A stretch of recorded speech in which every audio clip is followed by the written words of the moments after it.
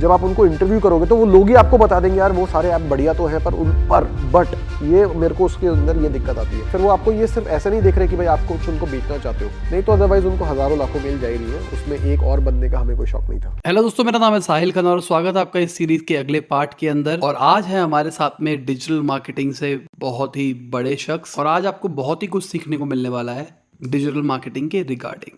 तो सबसे पहले आज के हमारे फाउंडर से मिलते हैं। Hi guys, I am Ankit Oberoi, co-founder and CEO at AdPushup. हम ऑनलाइन वेबसाइट्स का एड रेवेन्यू बढ़ाते हैं। We are the fastest 154th fastest growing company in the US for last year, and हमारे कस्टमर्स हैं internationally, mostly in the US companies like Reddit, Google, and in India companies like NDTV, Zee, MakeMyTrip etcetera. तो सबसे पहले तो मैं जानना चाहूंगा आपने शुरू कैसे किया? क्या आपकी ये पहली स्टार्टअप थी? ये मेरी तीसरी स्टार्टअप है। अच्छा, सबसे पहले क्या शुरू किया आपने? थोड़ा सा अपना बैकग्राउंड बता दो। ओके, सो बैकग्राउंड में जाने के लिए हमें कुछ 20 साल पहले जाना पड़ेगा। मैं मतलब 2001-2002 के आसपास मेरा फर्स्ट एक्सपीरियंस हुआ कंप्यूटर्स के साथ। एंड उससे पहले मैं एक बहुत ही मतलब मैं 10-11 साल का बहुत ही एक इंक्विजिटिव बच्चा था, जिसे बोलते हैं ना, हर चीज़ में क्वेश्चन होता था, जिसको हर चीज़ समझनी है। और स्कूल में ऐसा रहता था कि टीचर्स मुझे हिट करती थी बिकॉज मैं उनसे हर चीज़ के ऊपर क्वेश्चन करता था कि अगर किसी ने बोला 2+2 4, तो आई वुड से कि कैसे, बताओ क्यों। तो उनको लगता था कि शायद मैं मज़ा ले रहा हूँ, बट मैं जनरली इंटरेस्टेड होता था समझने में चीज़ों को। और वो क्यूरियोसिटी और इंटरेस्ट हर जगह रिफ्लेक्ट करता था कि अगर मैं टीवी भी देख रहा हूँ तो मेरा फेवरेट चैनल होता था डिस्कवरी, या अगर मैं कार्टून देख रहा हूँ तो मुझे देखना होता था डेक्स्टर्स लैब, राइट। तो वहाँ से काफ़ी क्यूरियोसिटी और इंटरेस्ट जब आया, डेवलप हुआ। और मुझे प्रोजेक्ट्स बनाने बहुत पसंद थे बचपन में। प्रोजेक्ट्स मतलब छोटे छोटे गैजेट्स, चीज़ें, डिवाइसेस। मुझे याद है कि उस टाइम पे 10-11 साल की एज में मैंने एक छोटा सा वो जो शूज़ का डब्बा होता है, उसके अंदर कुछ तारों का गैजेट लगा के, डीसी मोटर्स लगा करके एक छोटा सा डिवाइस बनाया था, जिसमें आप अपना कार्ड एंटर करो, नीचे से चाबी निकलती थी, उससे मैं अपना कमरा ओपन करता था। मुझे बहुत कूल लगता था वो। तो वहाँ से मुझे उस टाइम पे 2001 में फर्स्ट टाइम अपनी कंप्यूटर स्कूल की कंप्यूटर लैब में एक्सपोजर मिला कंप्यूटर्स का। और मैंने कुछ सीनियर स्टूडेंट्स थे जो उस पर काम कर रहे थे, तो उस टाइम मुझे समझ आया कि आप कंप्यूटर से कुछ भी करवा सकते हो, और उसको कहते हैं प्रोग्रामिंग। तो मुझे बहुत फैसिनेटिंग लगा कि अच्छा, आप कंप्यूटर से भी कुछ करवा सकते हो। और टेक्निकली एक वो बहुत की इंपॉर्टेंट माइलस्टोन था मेरी जर्नी में या लाइफ में। तो वहाँ से फिर मैंने अपने घर पे जिद करके, कैसे भी मना करके, कि बोल दिया कि कंप्यूटर ले लेते हैं घर पे। और उस टाइम पे, ये वो टाइम था जिस टाइम पे एक डेस्कटॉप कंप्यूटर 30-1 हज़ार रुपये का आता था। तो एक मिडिल क्लास फैमिली के लिए 30-1 हज़ार रुपये बहुत सिग्निफिकेंट 2001 के टाइम में बहुत कॉस्ट होती थी। और अगेन ये वो टाइम है जब लोग कंप्यूटर में घर पे एसी नहीं रखते थे, पर जहाँ कंप्यूटर पड़ा है उस कमरे में एसी लगाते थे, उसको डस्ट कवर से डालते थे, कई लोग नारियल फोड़ते थे कंप्यूटर है, राइट। और मैं उसके ऑपोजिट एंड पे था कि मैंने आई थिंक कंप्यूटर लेने के बाद दूसरे या तीसरे दिन मेरे फादर ने मेरा कमरा खोला, तो मैंने उसके सारे अंजर पंजर अलग किए हुए थे। और उसमें कैसे निकलता, रैम निकाल दी, मदरबोर्ड निकाल दिया, चलता कैसे मुझे समझना है ना। तो उनको लगा कि भाई ये तो 30,000 रुपये उस टाइम पे, वो अलग कहानी है, खैर उनको लगा कि ये 30,000 तो गए। कौन सी क्लास में थे उस टाइम आप लगा लीजिए 2001 में, मतलब मैं 6th 7th 8th के आसपास था। तो ये एक इंसिडेंट हुआ, बट उसमें मेरे को ये मतलब उस टाइम इंटरेस्ट हर चीज़ को समझने का बहुत ज़्यादा था।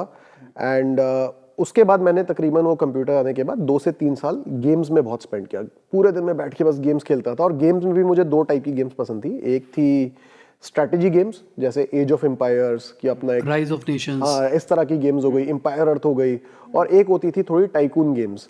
टाइकून गेम जैसे आपकी roller coaster tycoon, rail road tycoon, transport tycoon, SIM city, ऐसी गेम्स। तो आई थिंक ये बहुत इंपॉर्टेंट था because now I can say, आज मैं बोल सकता हूँ ये चीज़, बट उससे मेरे डिसीजन मेकिंग स्किल्स जो थे ना बहुत इंप्रूव हो गए स्ट्रैटेजी गेम देखकर। कि आप जो एक बिजनेस 10 साल चलाओगे, वैसे आप छोटे छोटे गेम्स के अंदर वो एक पूरा लाइफ साइकिल आप कुछ घंटों में या कुछ दिनों में कंप्लीट कर सकते हो, राइट। तो आपके डिसीजन मेकिंग स्किल्स बहुत इंप्रूव हो गए। बट उस टाइम के आसपास मेरा पहला बिजनेस एक्चुअली गेम से ही कुछ निकलने वाला था। और हुआ ये कि उस टाइम एक पॉपुलर गेम होती थी द सिम्स, मुझे पता नहीं आपने सुना है कि नहीं, द सिम्स। बहुत खेली है मैंने। बहुत गेम खेली है। तो 10 सिम्स में आप क्या कर सकते हो कि आप जो कैरेक्टर्स होते हैं गेम के अंदर, एक मतलब it is like virtual world, है ना। तो आप वर्चुअल वर्ल्ड के अंदर उनके कपड़े डिजाइन कर सकते हो, उनके टेबल दे सकते हो, चेयर दे सकते हो उनको। तो अगेन बहुत क्यूरियोसिटी होती थी, तो मुझे लगता था ये कैसे बनता है। तो उससे मैंने 3D ऑब्जेक्ट्स बनाना चालू किया। और उसी टाइम पे मुझे इंटरनेट का एक्सपीरियंस थोड़ा मिल गया। तो इंटरनेट पे बहुत सारे फोरम्स होते थे उस टाइम पे, और कम्युनिटीज़ याहू मैसेंजर पे कुछ बनी थी, MSN मैसेंजर पे। तो वहाँ पे मैं और भी जो लोग गेम खेलते थे उनके साथ इंटरेक्ट करता था। तो वहाँ पे वो चीज़ें मैंने बेचनी चालू कर दी। आधा डॉलर $1 में या कुछ सेंट्स में कि ये टेबल ले लो, ये कपड़े ले लो इस गेम के कैरेक्टर के लिए। तो तब मुझे लगा यार ये बहुत इंटरेस्टिंग चीज़ है, मुझे मज़ा भी आता था। पैसे कैसे एक्सेप्ट करते उस टाइम पे पेपैल अकाउंट मैंने लिया था, और ये भी एक कहानी है क्योंकि उस टाइम पे मैं अपने नाम पे तो बैंक अकाउंट ले नहीं सकता था, तो मेरे फादर के नाम पे होता था। 18 से एज के कम में आप अपना कुछ भी बैंक अकाउंट, अब पता नहीं खुलता नहीं खुलता, उस टाइम तो नहीं होता था। ऐसे कुछ काम चालू हो गया, कुछ स्टार्ट हो गया, घर वालों ने कुछ नहीं कहा? उनको पता ही नहीं था उस टाइम पे। तो बट वहाँ से मुझे एक आइडिया लगा कि क्यों ना एक वेबसाइट बनाई जाए, क्यों मैं कहाँ ये मैसेंजर में बेच रहा हूँ, इसके लगता है बहुत ज़्यादा लोग खरीदते होंगे, एक वेबसाइट बनाते हैं। पर मुझे वेबसाइट बनानी आती नहीं थी। तो फिर 3 महीने मैंने स्पेंड किए 2013 में तकरीबन, कि जहाँ पे मैंने सीखा कि डोमेन कैसे रजिस्टर होता है, HTML में वेबसाइट कैसे बनाते हैं, और ये पेमेंट गेटवे क्या होता है, पेपैल कैसे होता है। यूएस से फिर पेपैल में पैसे तो आ गए, पर यूएस से इंडिया कैसे आते हैं वो पैसे, वो भी बहुत उस टाइम पे बड़ा कंफ्यूजिंग, उस टाइम इतना आसान नहीं था। तो 3-1 महीने में वो समझ आया, और जब तक वो समझ आया तो रियलाइज हुआ यार ये गेम के ऑब्जेक्ट्स अब मुझे पसंद नहीं है, इतना मजा नहीं आ रहा। अब ये होस्टिंग का ही, उस टाइम पे क्लाउड नहीं बोलते थे, अब तो बहुत सेक्सी वर्ड हो गया क्लाउड, उस टाइम पे उसको बोलते थे वेब होस्टिंग और डोमेन का बिजनेस, यही करते हैं। और स्कूल से मैं आता था 2-3 बजे, अपना जो भी लंच वंच किया, और बस उसके बाद फिर मैं रात को 2 बजे तक आपको कंप्यूटर के ऊपर ही मैं बस पूरे दिन बैठा रहता था। और रात को बहुत सारे फोरम्स और कम्युनिटीज होती थी जहाँ पे मैंने पहला बिजनेस अपना स्टार्ट किया वेब होस्टिंग और डोमेन का। उस टाइम किस क्लास में थे? 10th में। ये कब की बात है? 2004। ओ, तो उसमें ये बिजनेस हमेशा वन मैन शो ही रहा, मैंने ही चलाया था। मतलब घर का मेरा लैंडलाइन का नंबर होता था, जिससे कई बार यूएस की कॉल आती थी, वो लोग सपोर्ट के लिए बोलते थे और मेरी मॉम ने यहाँ से आंसर कर दिया। तो बहुत फनी सिचुएशंस होती थी ऐसी। और तो वो बिजनेस स्टार्ट हो गया, और 4 से 6 महीने में उसमें मेरे पास कस्टमर्स भी आने चालू हो गए। ऑनलाइन फोरम्स होते थे जहाँ पे जाके मैं उनको पिच करता था कि मेरे से वेब होस्टिंग ले लो, इतनी जीबी का प्लान, इतनी बैंडविड्थ, साथ में आपकी वेबसाइट भी बना देंगे, ये कर देंगे, वो कर देंगे। मैं ही करता था स्कूल से आने के बाद। होस्टिंग क्या करते थे? Reseller type? रीसेलर टाइप, मतलब मैंने एक सर्वर ले रखा है किसी डेटा सेंटर में, उसके ऊपर अपना सेटअप वेटअप लगाकर, वो मेरे को बहुत इंटरेस्ट था वेब सर्वर मैनेजमेंट में। यहाँ से आप जैसे डॉस होता है या कमांड लाइन होती है, उसमें लॉगिन करो, जाके 4-5 कमांड डालो, वहाँ पे सर्वर में कुछ हो रहा है। बहुत वो गीकी इमेज होती है ना कि आप ब्लैक स्क्रीन पे काम कर रहे हो।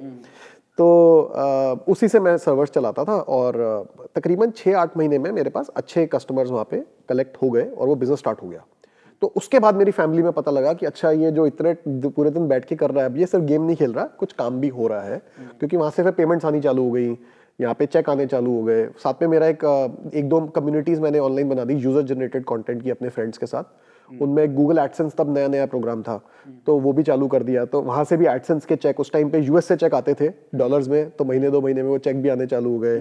विच वॉज वेरी, मतलब मैं कह सकता हूँ बहुत मेमोरेबल टाइम था कि वो चेक आता था, मैं रिसीव करता था, अपने डैड को देता था कि चलो बैंक में जमा कराते हैं। I would go to the bank and deposit them also with him.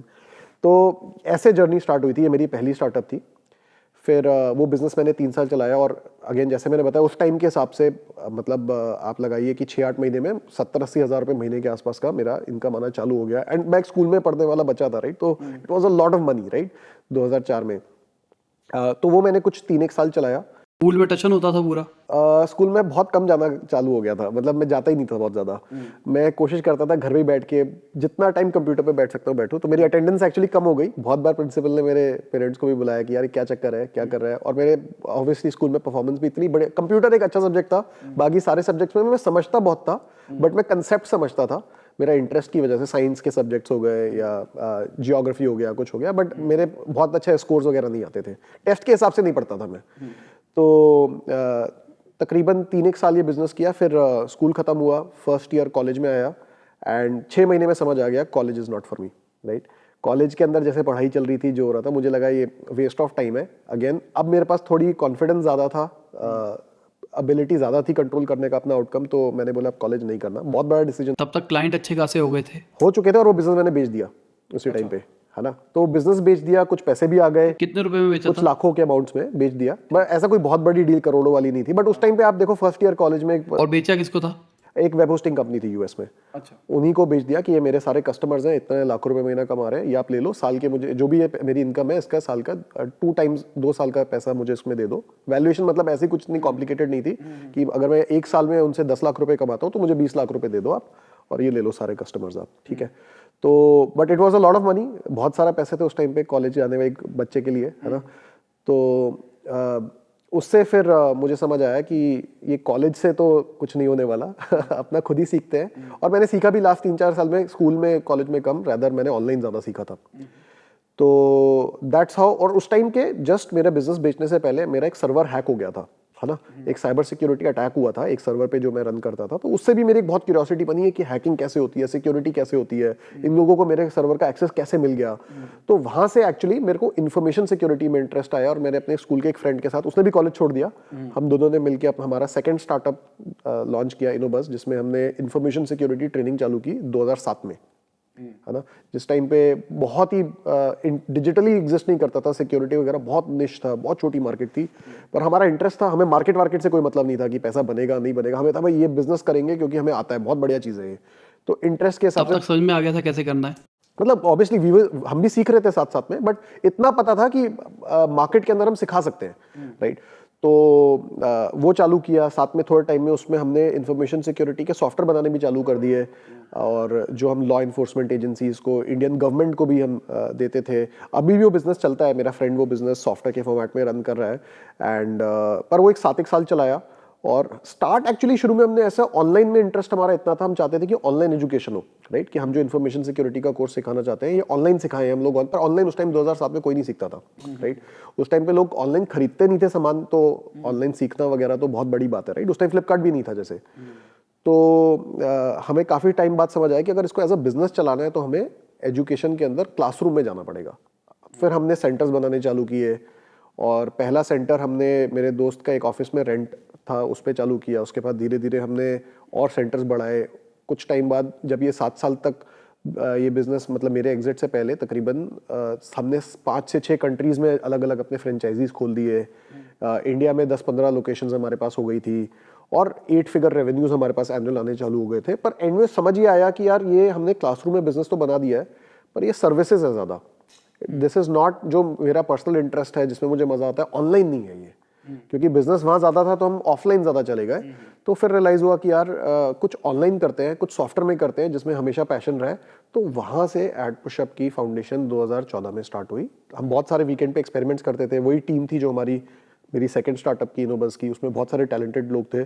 तो उनके साथ ही एक मिलके एक छोटे छोटे हम वीकेंड एक्सपेरिमेंट करते थे कि आज मतलब build fast fail fast, right. तो हम बनाते रहते थे, और उसमें से एक हमें लगा कि यार कंसेप्ट ये था कि ऑनलाइन ये वेबसाइट्स तो बहुत चलती हैं और उन पे एड्स भी चलते हैं, जैसे मैंने बताया गूगल एडसेंस का हमारा प्रीवियस एक्सपीरियंस था, तो ये चलते हैं। पर लोग ये नहीं समझते कि अगर इस ऐड को मैंने कहाँ प्लेस किया है, उसकी मैं प्लेसमेंट बदलूंगा, इसको टेस्ट करूंगा, है ना। वो साइंटिफिक माइंडसेट कि अगर ये इधर की जगह इधर कर दिया जाए, या इस ऐड को रेड कलर की जगह ब्लू कलर का कर दिया जाए तो क्या फर्क पड़ेगा। लोग इस चीज को टेस्ट नहीं करते, बट इनसे बहुत फर्क पड़ता था। तो हमने बोला एक ऐसा कुछ एक्सपेरिमेंट करते हैं कि हम कुछ पब्लिशर्स के साथ या कुछ वेबसाइट्स के साथ मिलके उनकी वेबसाइट्स पे इन एड्स को टेस्ट करेंगे, उनकी वेबसाइट पे कहाँ डाल सकते हैं, किस तरह का ऐड है, और देखते हैं उससे क्या फर्क पड़ता है। ये कंसेप्ट था, जिसके बेसिस पे फिर एड पुशअप चालू होने के बाद मतलब फर्स्ट हमारे 3 महीने तो ये एक्सपेरिमेंट में ही चले गए। और जैसे मैंने बताया वीकेंड्स पे बहुत एक्सपेरिमेंट करते थे, तो ऐसा नहीं था कि हमने सोच के चले थे कि एक एड पुशअप कंपनी बनानी है। उस टाइम पे मैंने अपना एक ब्लॉग भी चालू कर दिया था, जो एड पुशअप का करंट फॉर्म में ब्लॉग आज भी चलता है, और हमारा काफ़ी ट्रैफिक उस पर आता है। तो उस एक्सपेरिमेंट में ये समझ आया कि 3 महीने हमने 4 से 5 लोगों के साथ काम किया, 3 या 4 पब्लिशर्स के साथ, वेबसाइट्स के साथ काम किया, और 3 महीने के बाद उन 3 या 4 वेबसाइट्स में मेजॉरिटी लोगों का रेवेन्यू डबल हो गया। मतलब वो जो वेबसाइट अपने ऐड से पैसा कमाती थी, जो उनका मेन सोर्स ऑफ इनकम है, वो डबल हो गया। तो हम सडनली हैरान थे कि अरे यार, हमने एक ऐसी चीज़ बनाई है जिससे हम किसी की कंपनी का, किसी का बिजनेस डबल तक कर सकते हैं, या 50-60% बढ़ा सकते हैं उनका इनकम।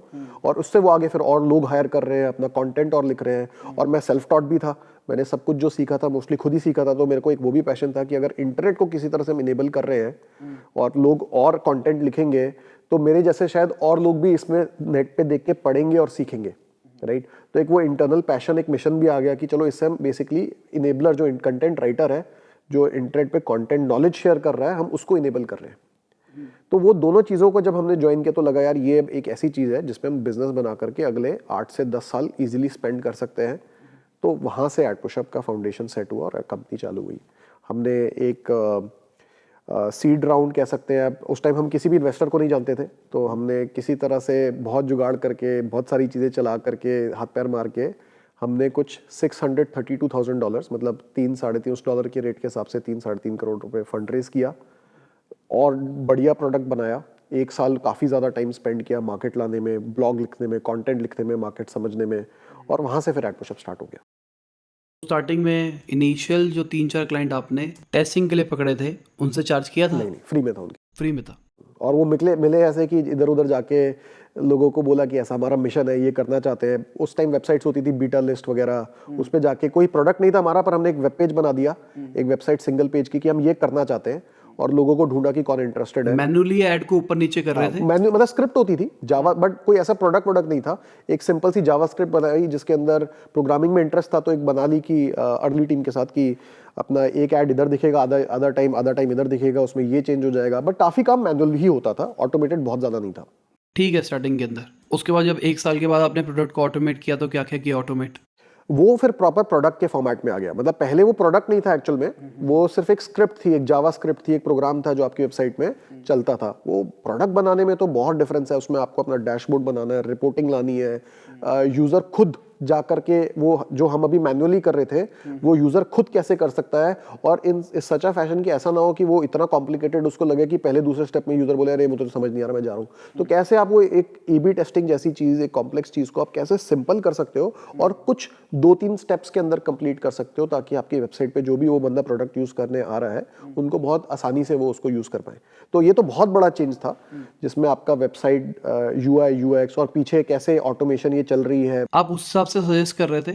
यूआई वेबसाइट का यूआई भी सजेस्ट कर रहे थे क्या करना चाहिए? UI उस टाइम पे हम नहीं करते थे। फर्स्ट प्रोडक्ट बहुत सिंपल था कि हम एड्स A/B टेस्ट करेंगे बस, कि आपकी साइट पे ऐड कहाँ चल रहा है। अभी आप अपने मैन्युअली डिसाइड करते हो अपने मन से, और वहाँ जावास्क्रिप्ट डाल के पेस्ट कर देते हो, वो चीज़ बंद कर दो। आप एक कंप्यूटर को, एक सॉफ्टवेयर को डिसाइड करने दो ऐड आपकी वेबसाइट पे कहाँ चल रहा है। तो अभी मैं आता हूँ आपके पास, मेरी वेबसाइट है ब्लॉगिंग वाली, मैंने आपको कहा मैं बताओ क्या करूँ, आप कैसे हेल्प करोगे मेरी? देखो, अगर आपकी अब जस्ट अभी एज अ ब्लॉगर स्टार्ट कर रहे हो तो हमारा प्रोडक्ट आपके लिए नहीं है। बट लेट्स से अगर आपके पास अच्छा ट्रैफिक है, मतलब मान लीजिए आपके पास महीने के 1 मिलियन विजिटर्स हैं या ट्रैफिक है, तो आप तकरीबन आप लेट्स से महीने के $10,000 कमाते हो अपनी वेबसाइट से। जब आपके पास मिनिमम इतना ट्रैफिक आ जाता है, राइट, तब डेटा साइंस और इन सब के डिसीजंस, अगर आपकी वेबसाइट पे मान लो 1000-2000 विजिटर्स हैं, तो डेटा साइंस का इफेक्टिवनेस नहीं होता, राइट, वो डिसीजन नहीं ले सकती। जब मान लो आपके पास इतना थ्रेशोल्ड है कि आपके पास 1 मिलियन ट्रैफिक आ गया, आपके पास $5-10,000 का रेवेन्यू, अगर आप हमारे पास आएंगे, राइट, तो हम लोग क्या करेंगे, पहले आपकी वेबसाइट पे हमारी स्क्रिप्ट डालेंगे और जा करके उसमें स्टडी करेंगे। हमारा एनालिटिक्स सिस्टम मेजर करता है आपकी वेबसाइट पे कि विजिटर कौन है, कैसे चल रहा है। हम कुछ पैनल से एक्सपेरिमेंट सेटअप करते हैं कि अच्छा ये वाला ऐड जो हमेशा से आप यहाँ चलाते थे, इसको कहीं और चलाएं तो क्या होगा। अभी तक आप जो आप सारी इन्वेंट्री सिर्फ अपनी गूगल पे सेल कर रहे थे, गूगल एडसेंस पे, एड एक्सचेंज में, क्यों ना हम इसका ऑक्शन मतलब वो जब आप एक वेबसाइट पे ऐड खोल के देखते हैं ना, तो वो कुछ मिली सेकेंड के अंदर आपका जो ऐड जो लोड होता है, जो आप देख रहे हैं वेबसाइट पे, वो 30-40 हज़ार एडवर्टाइजर्स उस पर बिड कर रहे हैं। एक ऑक्शन चलती है, एक लाइव ऑक्शन चलती है, जिसमें एक कुछ मिली सेकेंड्स के अंदर इतने हजारों सैकड़ों एडवर्टाइजर्स उसमें बिड कर रहे हैं। तो वो ऑक्शन आप और कैसे इंप्रूव कर सकते हो कि ऐसी ऑक्शन हो कि ज्यादा एडवर्टाइजर्स आए आपको, क्योंकि जितना डिमांड बढ़ेगी उतना रेट बढ़ेगा आपके ऐड का। वो एक एक इंप्रेशन जो आपकी वेबसाइट पे चल रहा है, तो उसके अंदर हम क्या कर सकते हैं, उसकी टेक्नोलॉजी किसी को, और ये बहुत in depth programming data science होता है, ये किसी को नहीं समझ आता। एक ब्लॉगर का काम है भी नहीं, समझना भी नहीं चाहिए एक ब्लॉगर कोई चीज। उनको आपको समझना चाहिए आप कंटेंट कैसे लिख रहे हो, आपकी ऑडियंस को है, ट्रैफिक आप कैसे लाओगे। तो हमने इस चीज की जिम्मेदारी ले ली हमारे सॉफ्टवेयर में कि आपकी ऑक्शन कैसे रन हो रही है, उसमें छोटी छोटी ऑप्टिमाइजेशन की, 1 मिली सेकेंड कैसे बचाना है, 25-30 बड़े एडवर्टाइजर जो अभी तक आपकी साइट पे बिड नहीं कर रहे, तो उनको कैसे इनेबल करना है, वो सारी चीजें ऑन की, कहाँ पे ऐड दिखना चाहिए। बहुत इन डेप्थ, ये डीप टेक बिजनेस है। और उससे जनरली इम्पैक्ट क्या आया कि जब आप ये हमारा सॉफ्टवेयर अपनी वेबसाइट पे डालते हो, तो आपका रेवेन्यू 30-40-50% इजीली बढ़ जाता है। और अगर इनएफिशिएंट सेटअप है तो कई केसेस में डबल भी हो जाता है। हमारे बहुत सारे कस्टमर्स हैं इंडिया में, US में, जहाँ पे उन्होंने हमारे साथ काम किया और उनका रेवेन्यू डबल हो गया। और नेचुरल सी बात है, रेवेन्यू डबल होने के बाद उनके बिजनेस के अंदर जो भी उनकी आउटलुक थी या जो भी उनका प्लान था, वो भी बहुत इंप्रूव हो गया। ठीक है, तो एग्जांपल आप मुझे बताओगे कि आप क्या क्या करते हो, टेक्निक क्या रहती है पीछे? देखिए, ये एक मल्टीपल चीज़ें हैं। जैसे एक मैं जो अभी आपको बता रहा था कि वो ऑक्शन बिडिंग कैसे चलती कैसे बढ़ेगी? अगर मान लो मेरे को आपसे नहीं जुड़ना, मैं बहुत छोटा बंदा हूँ, मेरे डेली का 1000-2000 का ट्रैफिक है। अब मुझे चाहिए कि बड़े बंदे आके मेरे पे ऐड चलाए, अब मैं कैसे करूं? देखिए, अगर आपकी साइट बहुत छोटी है तो मैं ये रेकमेंड नहीं करूंगा कि आप अभी अपनी मोनेटाइजेशन बढ़ाओ। मैं ये रेकमेंड करूंगा कि पहले आप अपना ट्रैफिक बढ़ाओ। आप ट्रैफिक पे एड्स बंद भी कर दो जाए, है ना। आप पहले ट्रैफिक और ऑडियंस लेके आओ। अगर आपकी ट्रैफिक एंड ऑडियंस सिग्निफिकेंट होती है ना, देखिए आपके पास ऑडियंस है तो एडवर्टाइजर अपने आप आपके पीछे भागेगा। तो आप एडवर्टाइजर को रीच आउट करते हो? हम रीच आउट नहीं करते। ये प्रोग्रामेटिक एक इकोसिस्टम होता है जिसको मोस्टली हम उन सारे जो फ्लड गेट्स होते हैं उनको ओपन कर देते हैं। मतलब आपकी वेबसाइट अभी जो सिर्फ गूगल एडसेंस पे चल रही है, किसी पे चल के सिर्फ गूगल की इकोसिस्टम को एक्सेस कर रही है, ऐसी 20-25 और कंपनीज हैं जिनके अपने एडवर्टाइजर नेटवर्क्स होते हैं। हम उन सबको compete कराते हैं आपकी वेबसाइट पे उस इंप्रेशन के लिए, जो आप अकेले शायद उनको compete नहीं करा सकते, या उसके लिए जो टेक्नोलॉजी चाहिए होगी वो बनाने में आप शायद इंटरेस्टेड नहीं होंगे, या आपका स्किल सेट भी नहीं होगा। हम वो सबको कनेक्ट कर देते हैं। तो ऐसी बहुत सारी कंपनीज हैं, पबमैटिक, रूबिकॉन, ये यूएस वगैरह, यूरोप में, एशिया में कंपनीज हैं जिनके अपने अपने एडवर्टाइजर नेटवर्क है। ऑब्वियसली गूगल सबसे बड़ा है, पर छोटे लोगों को पता नहीं होता कि ऐसे भी नेटवर्क है। जब हम उन सबको जोड़ देते हैं तो ये छोटे छोटे मिल करके आपका 30-40% जो डिमांड होता है उसी से बढ़ जाता है। फिर उसके बाद हम डिसाइड करते हैं कि आपकी वेबसाइट पे एक इंप्रेशन एक यूजर को कब दिखाना है, किसको दिखाना है, किसको नहीं दिखाना है, कहाँ पे दिखाना है, किस कलर वाला दिखाना है, किस साइज वाला दिखाना है। ये इतने सारे जो डिसीजंस होते हैं ना, जो मैन्युअली आप ले ही नहीं सकते, है ना। आप वेबसाइट पे अपना एड कोड पेस्ट कर दो कि भाई ये 728/90 का एक एड मुझे चलाना है, या 336/250 का एड मुझे चलाना है, और आपने डाल के छोड़ दिया। पर ये सारे डिसीजन कि किस साइज का ऐड है, किसको वीडियो ऐड दिखानी है, किसको डिस्प्ले ऐड दिखानी है, किसको टेक्स्ट दिखानी है, ये डिसीजंस लेने से आप का रेवेन्यू बढ़ना चाहिए। अब ये डिसीजन आप किस तरीके से लेते हो? आप डेटा साइंस, क्या डेटा के पीछे लॉजिक क्या होता है? बहुत सारा लॉजिक होता है। अगर मेरे पास प्रीवियस डेटा आपकी वेबसाइट का, मुझे पता है कि आपकी वेबसाइट पे जो कनाडा से यूजर आ रहा है फेसबुक के थ्रू, उसको डिस्प्ले ऐड दिखाने से या उसको वीडियो ऐड दिखाने से ज्यादा रेवेन्यू आता है। या मान लो कि मैंने आपकी ऑक्शन, जैसे आप मेरी वेबसाइट पे आए और मैंने आपकी लाइव ऑक्शन में 50,000 एडवर्टाइजर को बिड भेज दिया, और मुझे दिख रहा है कि आपकी बिड में ज्यादातर वीडियो लोग वाले इंटरेस्टेड है ना, तो मुझे पता लग जाएगा। मुझे पता है कि ये वाला नेटवर्क में आप ज्यादा पॉपुलर हो, तो नेक्स्ट टाइम मैं 4 नेटवर्क जो स्लो कर रहे थे पेज को उनको हटा ही दूंगा। मुझे पता है कि मेन आपका 80-90% रेवेन्यू इस तरह के विजिटर का सिर्फ इस नेटवर्क से आता है, तो मैं बाकी जो स्लो करने वाली चीजें उनको बंद कर दूंगा। सिर्फ उसी से डिसीजन लूंगा कि भाई ये वाला परफॉर्मेंस बेटर दे रहा है आपका नेटवर्क। तो मेरे हिसाब से over the period of time आपको यूआई यूएक्स का भी बहुत एक्सपीरियंस हो गया होगा। यूआई यूएक्स हम बिल्कुल देख सकते हैं, मेजर कर सकते हैं। एक हम अपने अपने ऐप का तो करते ही हैं, क्योंकि हमारे भी वेबसाइट के, हमारे भी जो एड पुशअप का टूल है उसके अंदर लोग आते हैं, उनको यूआई यूएक्स बहुत इंपॉर्टेंट होता है कि एक वेबसाइट का ओनर जब हमारे टूल में आ रहा है तो जो एनालिटिक्स देख रहा है, रिपोर्टिंग देख रहा है, उसको सही चीज़ सही जगह पे दिखनी चाहिए। उनको इतना दिमाग ना लगाना पड़े बेसिक चीज़ समझने में, है ना, सिंपल हो जाए। और दूसरा हम ये भी वेबसाइट के ऊपर, जो आपकी वेबसाइट के ऊपर अगर मान लीजिए आपने अपने एड्स बहुत ज़्यादा डाल दिए, कि आपने यूआई यूएक्स खराब कर दिया, कि एक पेज पे तो आपको लग रहा है कि भाई मैंने बहुत पैसे कमा लिए, इतने सारे एड्स ही एड्स भर दिए, पैसे कमा लिए, पर वो यूजर आपकी वेबसाइट पे दोबारा ही नहीं आ रहा। तो वो चीजें भी हम उसको एनालिटिकली मेजर करके एक वेबसाइट के ओनर को बता सकते हैं कि अगर आप बैलेंस कहाँ पे स्ट्राइक करना है आपको, कि अगर आपका मोनेटाइजेशन है, सबको पैसे कमाने, पर आप कहाँ पे बैलेंस लाओगे कि जहाँ पे आपका रेवेन्यू भी बन रहा है वेबसाइट पे और आपका यूजर भी हैप्पी है।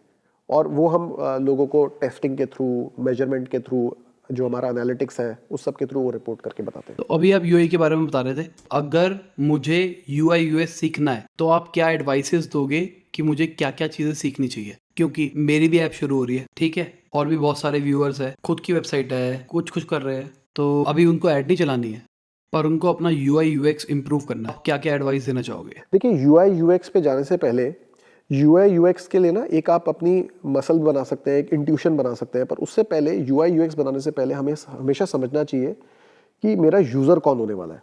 अगर आपको अपना यूज़र पता है अच्छे से, और आपको पता है कि वो किस तरह के ऐप्स बाकी यूज़ कर सकते हैं, किस तरह की उनको नॉलेज है, क्या, अब जैसे अगर आप सिर्फ 18 से 24 की एज में टारगेट कर रहे हैं तो वो उन लोगों का अटेंशन स्पैन बहुत कम होता है। अगर आपने 5 सेकंड में कुछ दिखा दिया तो दिखा दिया, नहीं तो गए, है ना। सिमिलरली अगर आप एक फाइनेंशियल इन्वेस्टर के लिए बना रहे हो जो टाइम स्पेंड करेगा, या अगर आप एक कॉर्पोरेट यूजर के लिए बना रहे हो, वहां पे उनको कोई प्रॉब्लम नहीं होती यूआई की, आप बहुत टाइम लेकर के वहां पे आप ट्रेनिंग भी दे सकते हो अपने ऐप को कैसे यूज करना है। तो वो आपको, आपका यूजर कौन है उस पर डिपेंड करता है, उनको समझना बहुत जरूरी है। उसके बाद यूआई और यूएक्स आता है, राइट। अगर और कहीं जरूरी नहीं हर बिजनेस में एक्चुअली यूआई यूएक्स इंपॉर्टेंट भी हो। अगर आपका एक इंटरप्राइज प्रोडक्ट है कि आप बहुत बड़ी बड़ी कंपनीज के कुछ स्मॉल यूजर बेस के लिए तो यूआई यूएक्स इतना इंपॉर्टेंट भी नहीं होता। यूआई यूएक्स इंपॉर्टेंट है कंज्यूमर बिजनेस के लिए, जहाँ पे आपको बल्क में बहुत सारे लोग आएंगे और आपका या तो वेबसाइट खोलेंगे या ऐप खोलेंगे, और वो अगर ठीक से नहीं चला तो वो छोड़ के चले जाएंगे, राइट। तो यूज़र को समझना बहुत ज़रूरी है। और आई थिंक UI UX का मेन ऑब्जेक्टिव होता है कि आप और इसमें एनालिटिक्स बहुत इंपॉर्टेंट रोल प्ले करता है, क्योंकि आपका यूज़र आपकी ऐप पे, आपकी वेबसाइट पे क्या कर रहा है उससे पता लगता है, आप उनको समझ बेटर सकते हो। UI UX का मेन पर्पस आप अगर समझे तो बहुत सिंपल है कि आप अपने यूज़र का काम आसान करना चाहते हैं। अगर आप इसको इस पर्सपेक्टिव से देखेंगे ना कि आपकी वेबसाइट पे जो भी बंदा आ रहा है या जो भी यूजर आ रहा है, अगर आप उसका काम आप आसान करना चाहते हो तो UI UX अपने आप, नहीं तो ये जार्गन है अदरवाइज, है ना, कि UI क्या है, UX क्या है। मेन है आप अपने यूजर का काम आसान करना चाहते हो कि वो जो भी करने आए हैं आसानी से करें। आप जो गोल उनसे अचीव करवाना चाहते हो कि आपके ऐप में वो यहाँ पहुंचे या ये वाला एक्शन ले, उस तक वो जल्दी पहुंच जाएं। और ऑब्वियसली इसमें ह्यूमन साइकोलॉजी का भी एक बहुत इंपॉर्टेंट रोल करता है। तो मैं पहले ही बोलूंगा UI UX में बहुत सारे ट्रेनिंग्स हैं अवेलेबल है। पहले आप अपना यूजर को समझो, राइट, और थोड़ी बहुत ह्यूमन साइकोलॉजी समझो। अगर ये दो चीजें बेस आपकी स्ट्रांग होंगी ना तो UI UX समझना बहुत आसान है। आपका इंट्यूशन इतना स्ट्रांग हो जाएगा कि आप ये UI UX के डिसीजंस इजी ले सकते हो। ठीक है, तो एग्जाम्पल के लिए लेके चलते हैं।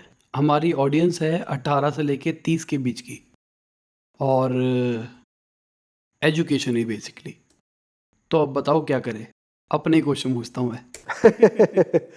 ओके, अब वैसे 18 से 30 का ब्रैकेट थोड़ा बड़ा है, बट देखिए अगर दो अलग अलग ऑडियंस आ जाती है। हाँ, इसमें भी आप बहुत बाइफरकेशन कर सकते हो जितना डिटेल में जाते हैं ना, क्योंकि जब पहली बार अपना कोई भी आप बिजनेस चला रहे हैं, ऐप बना रहे हैं, वेबसाइट बना रहे हैं, तो बड़ी ऑडियंस मत पिक करिए। जितनी छोटी कैटेगरी पिक कर सकते हैं, इंपॉर्टेंट कैटेगरी, प्रायोरिटाइज कैटेगरी, वो अगर आप पिक करोगे तो आपके डिसीजन मेकिंग, आपकी ऑडियंस आपको बता देगी क्या डिसीजन लेना है। आपको सोचना भी नहीं पड़ेगा, आपको बस फॉलो करना है। 25 से 30। ठीक है, चलिए, मतलब मैं हाइपोथेटिकली एक एग्जांपल देता हूं कि मान लीजिए आपके 25 से 30 वाले यूजर्स हैं, डिजिटल मार्केटिंग सीखना चाहते हैं, आपके ऐप में आ रहे हैं।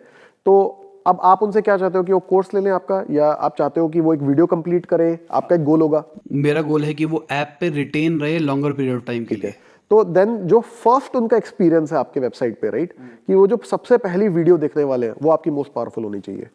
मतलब अगर आप UI UX के सेंस में देखेंगे तो उनका जो फर्स्ट एक्सपीरियंस है उस मोमेंट तक, जब उनको जहां आप लगता है कि आपका ऐप वैल्यूबल है, राइट, वो अगर आप यूजर के 30 सेकंड के अंदर अंदर उनको आप बता देते हैं या कम्युनिकेट कर देते हैं थ्रू द ऐप कि ये ऐप उनके लिए है, उनकी जो नीड है डिजिटल मार्केटिंग सीखने की, उसमें जो भी उनका की रिक्वायरमेंट है, रिजल्ट लाने का है, जो भी, वो अगर आप अपने 30 सेकंड के एक्सपीरियंस के अंदर, ऐप के अंदर, उनको उस गोल तक किसी तरह तक ले जा पाते हैं, तो देन जो प्रोबेबिलिटी होगी उन लोगों के टिकने की, वो बहुत इंपॉर्टेंट है। तो सबसे पहली वीडियो वो क्या देखेंगे आपके ऐप में, ये बहुत इंपॉर्टेंट रोल प्ले करेगा। और इसमें जरूरी नहीं हो सकता आप एक माइंडसेट लेके जाए कि ये बेस्ट वीडियो है मेरी, राइट, बट यूजर को तो लगे कि नहीं यार ये नहीं, दूसरी वाली बेस्ट है। तो वही टेस्टिंग वाली बात आ जाती है कि आप ये भी टेस्ट करो, कम से कम 10-15 वीडियो टेस्ट करो, देखो किसमें लोग ज्यादा, एनालिटिक्स आ गए, किसमें लोग ज्यादा टाइम स्पेंड कर रहे हैं, किसको ज्यादातर देख रहे हैं, और आपको उसी डेटा से पता लग जाएगा कि मेरी सबसे इंपॉर्टेंट वीडियो कौन सी होने वाली है, राइट। या आप एक डिटेल यूजर की स्टडी करो कि 25 से 30 वाले ग्रुप में जो लोग ये चीज सीखने जाते हैं उनकी क्या प्रॉब्लम है, यूट्यूब पे उनको क्या नहीं मिल पा रहा, या मे बी जो बाकी वो यूडेमी या कोई ऐप डाल रहे हैं उनको उसमें क्या दिक्कत आ रही है। जब आप उनको इंटरव्यू करोगे तो वो लोग ही आपको बता देंगे यार वो सारे ऐप बढ़िया तो हैं बट ये मेरे को उसके अंदर ये दिक्कत आती है। तो अगर वो आप किसी तरह से एड्रेस कर देते हो और यूजर को कम्युनिकेट करते हो कि उनकी जो सबसे बड़ी चैलेंज है वो इस ऐप में सॉल्व है और उनको वैल्यू जो चाहिए वो मिलने वाली है, तो that is basically what is UI user experiences, right. कि आप कितने जल्दी और कितना इजीली उनको एक कम्युनिकेट कर पाओगे, जो वो गोल लेके आए हैं वो आपके ऐप में अवेलेबल है, और उसके थ्रू आप कैसे कनेक्ट कर सकते हो जो आपका गोल है कि वो वीडियो कंप्लीट करे या आपके ऐप को दोबारा यूज करे। ठीक है, तो यहाँ पे दो चीजें आ गई जिनको नहीं पता, बहुत टाइम से बोल रहे हैं हम UI UX। UI मतलब दिखता कैसे है, और UX मतलब वो काम करता है या नहीं करता। जो आप काम करने के लिए आया है वो ठीक से हो पा रहा है नहीं हो पा रहा। तो UI मैटर नहीं करेगा इस ऑडियंस के लिए, या करेगा? नहीं नहीं, बिल्कुल करेगा। And UI UX are different sides of the same coin, मतलब एक ही चीज है, बट यूजर एक्सपीरियंस हमेशा प्रेसिडेंस लेता है। अगर आपका first version of the product में UI आपका अच्छा नहीं भी है, इससे कोई फर्क नहीं पड़ने वाला बहुत ज्यादा। UI आप बाद में इंप्रूव कर सकते हो, बट जो बोलते हैं ना, अगेन एक जार्गन होता है MVP, मिनिमल वायबल प्रोडक्ट। तो जब आप पहली बार कोई चीज बना रहे हो ना, तो इतना ज्यादा UI के ऊपर ध्यान मत दो, सिंपल चीज चलाओ, चलनी चाहिए। यूजर जो मांगने आया है या उसकी जो नीड है या उसके दिमाग में जिस पे आप उसको टारगेट कर रहे हो वो उसे मिलनी चाहिए। UI बाद में भी इंप्रूव हो जाता है, ठीक है। यूजर एक्सपीरियंस पे ध्यान दो कि जो, जैसे मैंने भी बताया, जो देखने आया है या जो चीज की एक्सपेक्टेशन है यूजर की वो उसको मिलनी चाहिए।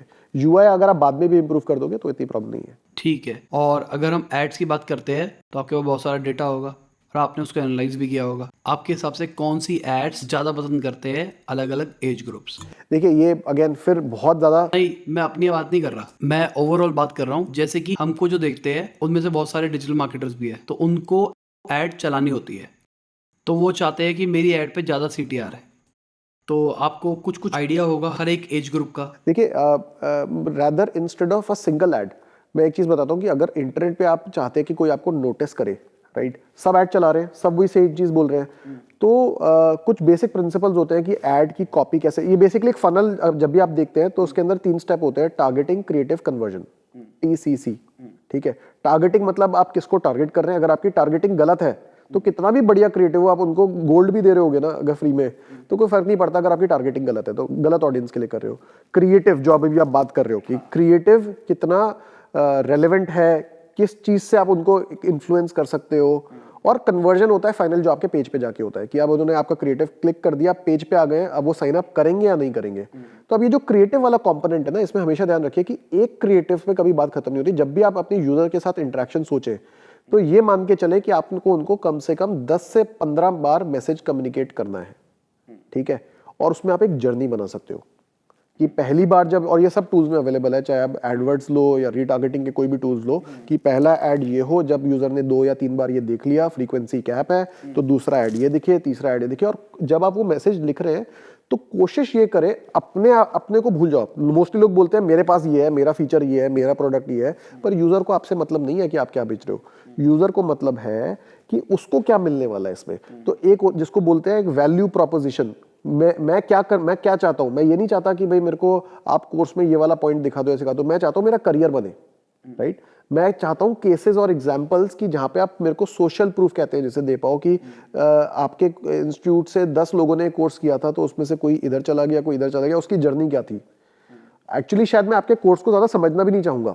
अगर मुझे आप ये बता दोगे ना अच्छे से कि देखो मेरे पास ये केस स्टडी है, ये 4 बच्चे ऐसे थे जिनको मैंने ये चीज बताई, ये उनकी जर्नी थी और एंड में जाकर उनका ये करियर बन गया, या उनकी ये अपॉर्चुनिटी आ गई, या ये जॉब लग गई, एग्जाम्पल, राइट। तो वो ज्यादा एक्चुअली इंटरेस्टिंग कन्वर्सेशन होगी और लोग ज्यादा एंगेज करेंगे। तो जब भी आप क्रिएटिव बना रहे हैं तो हमेशा ये ध्यान रखिए कि ऑडियंस को क्या चाहिए उसकी बात करें। उसमें आप क्या बेच रहे हो उनको उससे मतलब नहीं है, या ठीक है। आप फीचर से बात नहीं करेंगे, आप वैल्यू की बात करेंगे कि आप क्या वैल्यू दे रहे हो उनको। अगर मेरे ख्याल से 80 to 90% एड्स जो मैं देखता हूँ, राइट, इस कैटेगरी में या जनरली कैटेगरीज में, वो ज्यादातर कंपनी अपनी बात करती है कि हम ये हैं, या हम वो है, या हमारा प्रोडक्ट ये है, हमारे ये प्रोडक्ट बाद में आता है। Product is something which should be silent. अगर वो आप यूज कर रहे हो तो आपको कोई लगना नहीं चाहिए कोई प्रॉब्लम है मुझे। अगर प्रोडक्ट से प्रॉब्लम लग रही है तो that is bad user experience या bad decision making. Product should be a silent operator in between, right, कि अगर आप जब प्रोडक्ट यूज कर रहे हैं आपको लगना चाहिए कि मेरी सारी जो रिक्वायरमेंट थी ठीक से सॉल्व हो गई और जो भी मेरे ऑब्जेक्टिव थे वो अचीव हो गए। पर पहले जब आप कम्युनिकेशन यूजर से करें, that has to be all about the value which you are giving them, right, या वो आपको क्यों ट्रस्ट करें। और इस वजह से कई बार मैं ये भी रिकमेंड करता हूं कि आपके जो पहले ऐड है अपने कंज्यूमर के साथ, जिनको आप वो जो दिखाने वाले हैं, जो भी आपके बायर्स के साथ, it should not be about selling. अगर पहले आप बेचने में लगे हैं तो आप में और हजारों और कंपनीज में क्या फर्क है। पहले आप वैल्यू डिलीवर करो ना, पहले आप उनको पहले कुछ फ्री में ट्रेन कर दो, उनको एक फ्री ग्लिम्स दे दो अपने प्रोडक्ट का, एक कुछ वैल्यू जो आप देने वाले हो, उनको एजुकेट करो, उनको और बताओ कि ये मार्केट कैसी है। या मतलब मान लो अगर मैं एक प्रोडक्ट बेच रहा हूँ तो जैसे हमारे एड पुशअप के केस में हम पहले यूजर को किसी को भी कहीं पे ये नहीं बोलते कि एड पुशअप खरीद लो, राइट। हम उनको बताते हैं कि आप एज अ पब्लिशर अपना बिजनेस कैसे इंप्रूव कर सकते हो, आप अभी क्या 4 कमियां हैं आपके बिजनेस के अंदर, आप अपना बिजनेस के अंदर। ये वीडियो कंटेंट होता है mostly blogs, research, white papers, इनके फॉर्मेट में होता है, क्योंकि हमारी ऑडियंस थोड़ी B2B है ना। तो वेबिनार्स के फॉर्म में भी होता है। हम यूट्यूब पे शायद इतना नहीं डालते, पर वेबिनार करते हैं कि जिसके अंदर हमने मान लीजिए हमारी कंपनी से कोई एक पर्सन हो गया, फिर हमने और बाकी इंडस्ट्री के जो जितने भी थॉट लीडर्स हैं उनको इकट्ठा कर दिया और उनको एक बना के एक पैनल बना दिया और बाकी पब्लिशर्स को बुलाया कि अब हम सबसे पूछते हैं कि आप क्या कर रहे हो, आप क्या कर रहे हो। और जो भी हर चीज़, हर पर्सन के बेस्ट, हर बिजनेस के जो बेस्ट लर्निंग है या उनके जो एक्सपीरियंसेस हैं वो सबके साथ शेयर हो जाते हैं, राइट। तो पहले हम हमेशा बात करते हैं एडवर्टाइजमेंट में कि हम आपको क्या दे सकते हैं, ये नहीं बात करते कि हम आपसे क्या ले सकते हैं, राइट, कि हमारा प्रोडक्ट खरीदो या हमें पैसा दो, ये करो, वो चीज़ बात नहीं है। आप पहले आप अपनी वैल्यू डिलीवर करो, एक ट्रस्ट बनाओ ऑडियंस के साथ। तो एड कॉपी भी उसी तरह से होनी चाहिए और वो जब एक यूजर के साथ एक्सपीरियंस, तो बिजनेस आपको बाद में अपने आप मिल जाएगा। एक्चुअली आप यूजर को वैल्यू डिलीवर कर रहे हो ना, तो बिजनेस वो अपने आप आपको बाद में दे देगा। जो भी हम बात कर रहे थे। बिल्कुल। तो जर्नी की जो आप बात कर रहे थे, एड जर्नी, तो पहले तो आप एजुकेट करते हो, उसके बाद? देखिए, ये एक फनल होता है मार्केटिंग का, जिसमें पहला स्टेप होता है अवेयरनेस, राइट। अवेयरनेस के अंदर आप लोगों को एजुकेट करते हो, समझाते हो। अगर वो अवेयर हैं, और ये बहुत तरीके होते हैं जिनसे आप पता कर सकते हो कि अब कौन सा यूजर अवेयर है, कौन सा एंगेज्ड है, एनालिटिक्स से सब डेटा ये सब मिलता है। तो अवेयरनेस के बाद नेक्स्ट चीज आती है, फिर आप उनको एजुकेट करते हो अबाउट द प्रॉब्लम, कि आप क्या प्रॉब्लम सॉल्व करना चाहते हो, जो आपका प्रोडक्ट सॉल्व करता है, राइट। उसके बारे में आप और उनको एजुकेट करते हो।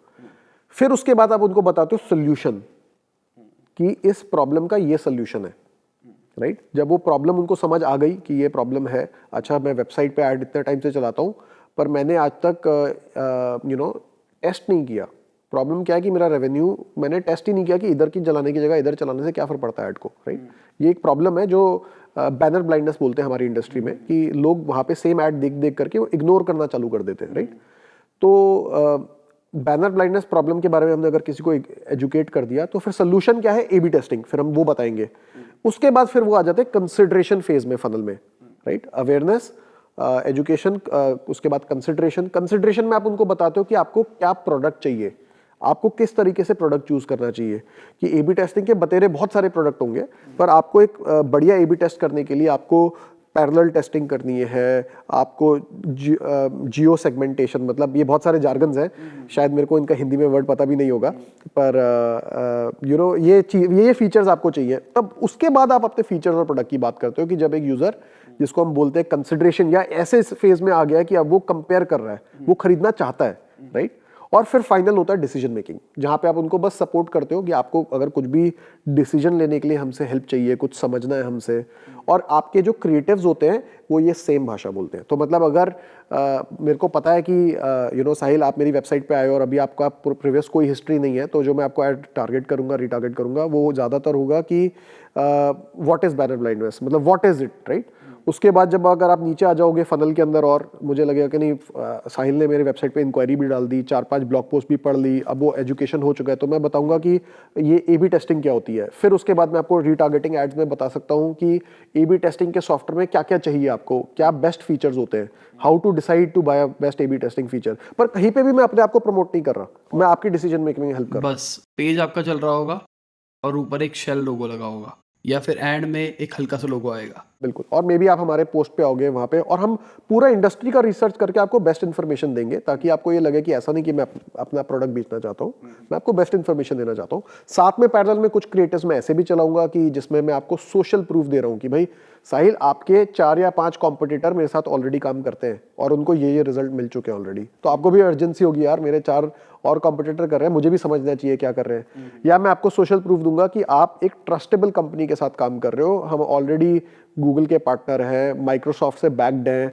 माइक्रोसॉफ्ट ने हमें फंड किया हुआ है, या हमारे ये सॉफ्ट बैंक की सब्सिडरी जिनी ने हमें फंड किया हुआ है। तो वो सारी चीज़ें हम डिस्कस आपको बताएंगे, दिखाएंगे कि हमारे ये इन्वेस्टर्स हैं। तो आपको लगेगा यार कंपनी सॉलिड है, जो बोल रही है सही बोल रही होगी, एक कॉन्फिडेंस आ जाता है आपको, जिसको सोशल प्रूफ बोलते हैं। तो वो सारी चीज़ें मैं आपको दिखाऊंगा, पर मैं अपना प्रोडक्ट डायरेक्टली नहीं बेचूंगा, क्योंकि वो आप अपने आप खरीद लोगे। फिर लास्ट पेज पे आप बेचते हो या फिर बेचते ही नहीं हो? नहीं, लास्ट पेज में हम आपको डिसीजन मेकिंग में हेल्प करते हैं। अब अगर आप बोल रहे हैं कि भाई मुझे एक ऐसा प्रोडक्ट चाहिए, मुझे सब समझ आ गया, हाँ मुझे ए बी टेस्टिंग का टूल चाहिए, पर उसमें मुझे लगता है ये भी चीज़ होनी चाहिए, तो हम बोलेंगे हाँ ये चीज़ अगर आपको करनी है तो ये बेस्ट तरीका है, या ये बेस्ट तरीका नहीं है, या ये हमारे पास है, या ये हमारे पास नहीं है। बेसिकली जो कमेंट करते हैं उनके एप्लीकेशंस वो हो गए, पर वो जनरली जब तक आप हमारे जैसे बिजनेस में बॉटम ऑफ द फनल में आ जाते हो, तो आप किसी सेल्स वाले से बात कर रहे होते हो, तो जनरली वो फिर डॉक्यूमेंट के फॉर्मेट में चीज़ जाती है ना, instead of may be website पे, वो कन्वर्सेशन में चालू हो जाता है। तो जैसे आपके B2B क्लाइंट्स हैं, तो टारगेट कैसे करते हो इनिशियली? देखिए बहुत सारे तरीके हैं, इसको भी जैसे हम फनल बोलते हैं, फनल बनाने के कहीं एक ब्रॉडली अगर आप देखो, एक होता है इनबाउंड, कि हम एडवर्ड्स के ऐड चला रहे हैं, हम लोग सर्च, हमारा ब्लॉग बहुत पॉपुलर है और वो रैंक भी एसईओ कहते हैं, जैसे एसईओ में रैंक करता है, तो अगर आप एड नेटवर्क सर्च करोगे, एड रेवेन्यू ऑप्टिमाइजेशन सर्च करोगे, तो आपको हमारा टॉप 5 में ब्लॉग दिख जाएगा, राइट। तो वहाँ से लोग आते हैं, आर्टिकल्स पढ़ते हैं, देखते हैं कि अच्छा ये कंपनी और क्या करती है, जो आर्टिकल मुझे बार बार देखने को मिल रहे हैं इस कंपनी के, क्या करती है, इनबाउंड हो गया वो। सर्च पे जब आप सर्च कर रहे हो तो वहाँ पे हमारा ऐड आपको एडवर्ड्स के थ्रू मिल जाएगा, वो हो गया। कुछ केस में हम आउटरीच भी करते हैं। आउटरीच मतलब कि जो हमें लगता है कि हमारा एक कस्टमर है, उसमें हमें जो पता है डिसीजन मेकर होगा या प्रॉब्लली जिसके थ्रू में जाना है, उन तरह की कंपनीज को हमारे sales team, sales development team outreach reach करती है। उनको ईमेल करेंगे या उनको हम लोग इंडस्ट्री इवेंट्स में कभी अगर हो रहे हैं तो उनमें रीच आउट करने की कोशिश करेंगे या उनको इनवाइट करेंगे, हम अपने वेबिनार्स में एजुकेट करने की कोशिश करेंगे। पर वो उसको हम बोलते हैं आउटबाउंड, क्योंकि हम उनके पास जा रहे हैं। इनबाउंड हो गया जो जैसे मैंने इनबाउंड में बेसिकली आप दो ही कर रहे हो, गूगल ऐड यूज कर रहे हो। बहुत सारी ऐसी छोटी छोटी टेक्निक्स हैं। मतलब हमारी टीम में कोई यूट्यूब पे भी वीडियोस डाल रहा होगा कुछ ना कुछ कि यूट्यूब से भी आ जाए, बट मेन सबसे दो इनिशिएटिव्स। कंटेंट मार्केटिंग कर रहे हो, कंटेंट कंटेंट मार्केटिंग कर रहे हो और साथ में गूगल एड्स चला रहे हो, बिंग एड्स भी चला रहे होगे। बिंग नहीं चलाते शायद हम इतना, मेन एडवर्ड से ही हो जाता ठीक, एडवर्ड्स हो रही है, बस यही कर रहे हो आप।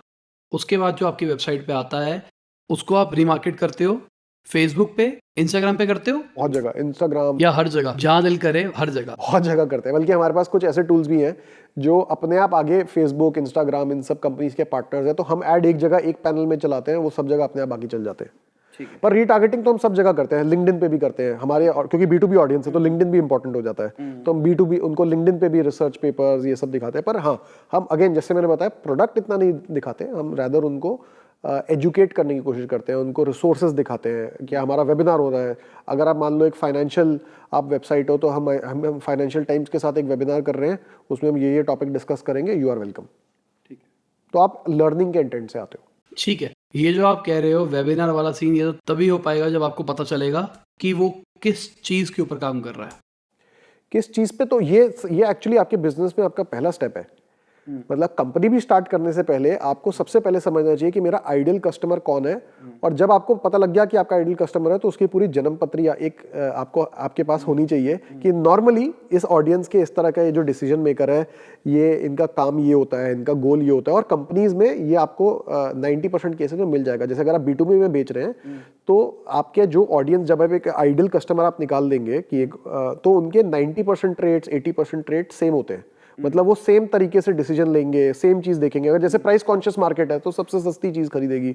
अगर फीचर कॉन्शियस मार्केट है, गेमर है, तो उसको CPU और वो बहुत स्ट्रांग चाहिए। तो आप एक कैटेगरी निकाल लेते हो। तो वो जब आपको पता है, तो अपने आप फिर वेबिनार में क्या बोलना है, क्या बताना है, किस तरह का टॉपिक पिक करना है, वो भी आपको पता लग जाए। तो आपने जो अपना कस्टमर पकड़ा हुआ है वो फाइनेंशियल मार्केट से पकड़ा हुआ है। नहीं, हमारे केस में हम वर्टिकल्स में डिवाइड करते हैं उसे, पर हमारी कैटेगरी है mid market publisher, mid market से एंटरप्राइज। जैसे अभी आपने शुरू में बताया कि अगर कोई स्टार्ट कर रहा है ब्लॉगर, उसको हम नहीं रीच करेंगे, राइट। अगर आपके 1 मिलियन मिनिमम पेज व्यूज है महीने के वेबसाइट के ऊपर, वहां से लेकर के हम स्टार्ट करेंगे। अब उसके अंदर भी कुछ कैटेगरीज हैं। जब हमारा टेक वेबसाइट्स में बहुत प्रोडक्ट चलता है, काफी सारी इंडिया की भी जो टॉप टेक वेबसाइट्स हैं, उन सब में तकरीबन हमारा 70-80% कवरेज है। मीडिया वर्टिकल हो गया, जैसे मैंने भी आपको एग्जांपल दिया जी का या NDTV का, राइट। तो उनमें हमारा बहुत अच्छा चल जाता है प्रोडक्ट, राइट। कुछ फोन रिसर्च वेबसाइट्स हैं, जैसे GSM अरीना, वो हमारा कस्टमर है, राइट। तो ऐसे कैटेगरीज हम पिक कर लेते हैं, और जिनमें हमें पता है कि इन लोगों की कॉमन प्रॉब्लम है। चाहे इनका बिजनेस थोड़ा अलग होगा कि वो फोन की वेबसाइट है या कोई एक वेबसाइट हो सकता है, जैसे अभी मैं बताया टेक की वेबसाइट है, पर उनकी प्रॉब्लम सेम होती है एड्स को लेकर के, कि या तो गूगल एडसेंस चला रहे हैं, या वो ये वाला प्रोडक्ट चला रहे हैं, या एडवर्टाइजमेंट में उनको ये प्रॉब्लम आ रही है। जैसे एग्जांपल के लिए आप एक वेबिनार करा रहे हो, तो वेबिनार में आप दिखा रहे हो कि फाइनेंशियल वेबिनार हो रहा है, आपको सिर्फ फाइनेंशियल वालों को दिखाना है लॉजिकली। जरूरी नहीं है। अच्छा, आप सबको दिखाते हो। हाँ, नहीं, बट ऑडियंस सेम होनी चाहिए। मतलब जैसे फॉर एग्जांपल अगर मैंने मनी कंट्रोल की भी किसी वेबसाइट के प्रोडक्ट मैनेजर को मैं ले आया, तो मैं उन कैटेगरी के मीडिया हाउसेस को फिर भी बोल सकता हूँ कि देखो कि ये वाली वेबसाइट कैसे एड्स मैनेज करती है, राइट। वो फिर भी सिमिलर हो सकता है। ऑब्वियसली अगर आप सिर्फ फाइनेंशियल वेबसाइट्स को टारगेट करो तो और बढ़िया, उनका पार्टिसिपेशन और ज़्यादा लाइकली होगा, वो लोग ज़रूर आएंगे, ज़्यादा चांस है उनका आने का। बट अगर मान लो मैंने जी के किसी इंडिविजुअल हमारे जो भी कस्टमर है उनके साथ वेबिनार किया, तो जितने भी इंडिया के मीडिया हाउसेज हैं, चाहे वो आपका शायद हो सकता है साउथ का हो या हो सकता है नॉर्थ का, वो इंटरेस्टेड होंगे कि भाई जी क्या कर रहा है जानने में, राइट। और उनके साथ हम एक स्टोरी बनाएंगे, एक स्टोरी के फॉर्मेट में उनको बताएंगे कि देखो जी के साथ हमने ये सब कुछ किया। आप उसको सोच सकते हो एक केस स्टडी के फॉर्मेट में, कि हम एक वीडियो केस स्टडी वेबिनार पे कर रहे हैं, और साथ में आके वो अपनी जी वाले अपनी 4 चीज़ें और भी बता रहे हैं, या जो भी आपका कस्टमर है कि भाई हमारी ये 4 महीने की लर्निंग्स थी। तो फिर आपका जो भी बायर है, जो भी जिसको भी आप बेचना चाहते हैं, वो फिर आपको सिर्फ एक वेंडर की तरह नहीं देखता, वो देखता है कि यार ये एक्चुअल में मार्केट में एजुकेट कर रहे हैं, ये टीचर हैं, ये थॉट लीडर है। तो वो पूरी पोजीशनिंग बदल जाती है। फिर वो आपको ये सिर्फ ऐसे नहीं देख रहे कि भाई आप कुछ उनको बेचना चाहते हो, उनको लगता है यार कुछ सीखना है तो इस कंपनी में जाओ या इस कंपनी से सीखो। ठीक है, तो छोटे अगर स्मॉल मीडियम की बात करके चले, वो तो आपने बता दिया है कैसे करना है। ये बड़े प्लेयर्स की जिनके बारे में आप बात कर रहे हो, उनको रीच आउट कैसे किया जाए? देखिए स्टेप बाय स्टेप चालू हुआ था एक्चुअली। शुरू में फर्स्ट जब हमने बिजनेस चालू किया तो हमें ये सब नहीं पता था और हमने पहले 3 साल जो अपने खराब किए हैं, अब आप लर्निंग कहेंगे उसे हम, लर्निंग कह लीजिए, चैलेंजेस कह लीजिए, वो ये था कि पहले 3 साल हमारी सबसे बड़ी जो मिस्टेक थी, जो अब बहुत बड़ा इंपॉर्टेंट लेसन बन गया है, वो है कि मार्केट समझना बहुत ज़रूरी है। शुरू में हम छोटे स्मॉल मीडियम ब्लॉगर्स पब्लिशर्स को टारगेट करते थे और हमें लगता था ये बिजनेस है। 2-3 साल बाद जाकर के समझ आई बहुत ज़्यादा मिस्टेक्स की, बहुत सारे चैलेंजेस हुए, तो समझ आया कि मार्केट एक्चुअल में 80% जो एड रेवेन्यू है ये सिर्फ 20% प्लेयर कमाते हैं। तो अगर हमें एक बड़ा बिजनेस बनना है तो हमें एंटरप्राइज, बड़े मीडिया हाउसेस में जाकर के या बड़े जो वेबसाइट्स हैं उनको टारगेट करना है। और जो नीड होती है एक बड़े वेबसाइट की और एक छोटे वेबसाइट की, वो बहुत डिफरेंट होती है। तो स्टेप बाय स्टेप था, सीक्वेंशियल था। देखिए जब भी आप एक किसी नई मार्केट में जाते हैं, एक कैटेगरी में जाते हैं, तो उसमें हर तरह के लोग होते हैं। कुछ होते हैं अर्ली अडॉप्टर्स। अर्ली अडॉप्टर मतलब जो नई कंपनीज को चांस देना चाहते हैं, नई टेक्नोलॉजी ट्राई करना चाहते हैं, राइट। एंड में देखिए बड़ी बिजनेस के पीछे भी हमेशा ध्यान रखिए, एंड में डिसीजन मेकर एक इंसान ही होता है, तो ह्यूमन साइकोलॉजी वहां पे भी अप्लाई होती है। और हर तरह के लोग होते हैं। बड़ी कंपनी नाम सुनने में ज्यादा बड़ा लगता है, बट जब आप एक डिसीजन मेकर को देखते हो तो वो भी एक इंसान है ना। आप उसको एक इंसान की तरह देखो, उसमें कोई अर्ली अडॉप्टर होगा, कोई होगा जो टेक में बहुत इंटरेस्ट लेता होगा, तो आप उनको टारगेट करते हो, ऐसी वेबसाइट्स को या ऐसे बिजनेसेस को जहाँ पे अर्ली अडॉप्टर आपको मिल जाए। आप 1-2 एग्जाम्पल्स लेते हो, फिर आप उनके पास जाते हो जिनको थोड़ा सा प्रूफ चाहिए होता है कि देखो भाई मैंने ऑलरेडी ये 2 वेबसाइट से करके दिखा दिया, रिजल्ट दिखा दिया है, आपकी ये मेरा केस स्टडी है, ये मेरा प्रूफ है, ये मेरा रिजल्ट है, और अब can I try on your, मतलब आपकी मैं यहाँ पे भी ट्राई कर सकता हूँ या नहीं कर सकता है। तो आप सबसे बात करते हो, देखते हो, तो धीरे धीरे करके आपके पास, और जब आपके पास मेजॉरिटी मार्केट आ जाती है तो फिर जो लेट अडॉप्टर्स होते हैं, जो लोग कहते हैं यार हम तो सबसे लास्ट में डिसीजन लेंगे, हमें कोई जल्दी नहीं है, तो फिर वो अपने आप, लेट अडॉप्टर्स अपने आप आपके पास आ जाते हैं। तो इनिशियली आप फिजिकली रीच आउट कर रहे हैं सबको? बहुत चीज़ें कर रहे थे, बेग बोरो स्टील, मतलब हम लोग अपने इन्वेस्टर्स से रिक्वेस्ट भी मांगते थे कि भाई कहीं से इंट्रोड्यूस कर दो, किसी को जानते थे उससे बोलते थे। सबसे स्ट्रॉन्ग तरीका में इंट्रोडक्शंस लगता था। कुछ नहीं मिल पाता था तो रीच आउट भी करते थे, पर हमने हमेशा चाहे इन्वेस्टर को रीच आउट किया हो, हमने 2 राउंड रेज किए थे, तो इन्वेस्टर को किया हो, क्लाइंट को किया हो, हम रीच आउट ट्रेडिशनल फॉर्मेट में नहीं करते थे, राइट। कि नहीं तो आप देखो ना, आपको रोज 100 मेल आ रही है, 200 मेल आ रही है, तो कोई आपको क्यों रिस्पॉन्ड करेगा, राइट। तो आपकी अप्रोच ऐसी होनी चाहिए कि यू स्टैंड आउट, आप डिफरेंशिएट करो, राइट। अगर आप अपने पब्लिशर को भी रीच आउट करो तो कई बार हम पहली ईमेल करने से भी पहले उनको, जैसे अगर उनकी वेबसाइट का बर्थडे है या उनकी वेबसाइट 1 साल कंप्लीट कर रही है, कुछ कर रही है, तो हमने उनकी पूरी टीम को केक भिजवा दिया, है ना। तो उसके बाद फिर हमने बोला हेलो सर, कॉन्ग्रेचुलेशन, मतलब हमारी सेल्स टीम जो थी, जब वो रीच आउट करती थी, और उससे पहले जब भी हम रीच आउट करते थे हम भी, तो हम लोग कोई ऐसा एंगल निकालते थे जिससे लगे कि यार हम डिफरेंशिएट कर सकते हैं अपने आप को, राइट। नहीं तो अदरवाइज उनको हजारों लाखों मेल जा ही रही हैं, उसमें एक और बनने का हमें कोई शौक नहीं था। तो स्टार्टिंग में पहला क्लाइंट कैसे एक्वायर हुआ था?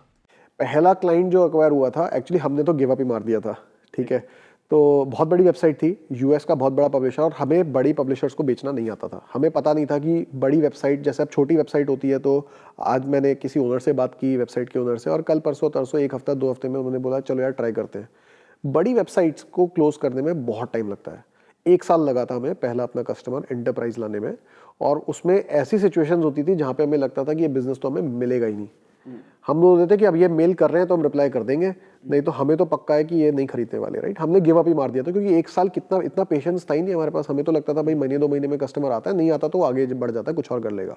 पर एंटरप्राइज बड़ी डील्स में टाइम लगता है, तो ये पहली लर्निंग भी थी कि वहाँ पे पेशेंस चाहिए, और किस तरीके से आप बेचते हो। आपको एक फुटबॉल की गेम की तरह बॉल को काफ़ी प्लेयर से पास करा के ले जाना पड़ता है। तो पहले आप किसके पास जाओगे, उनकी क्या नीड है, उनको उस भाषा में समझाना पड़ेगा, और उसके बाद फिर आप उनके मैनेजर से मिल रहे हो तो उसके मैनेजर के अलग गोल है, उनको अलग भाषा में समझाना पड़ेगा। ये सारी चीज़ें गलतियां करके समझ आई।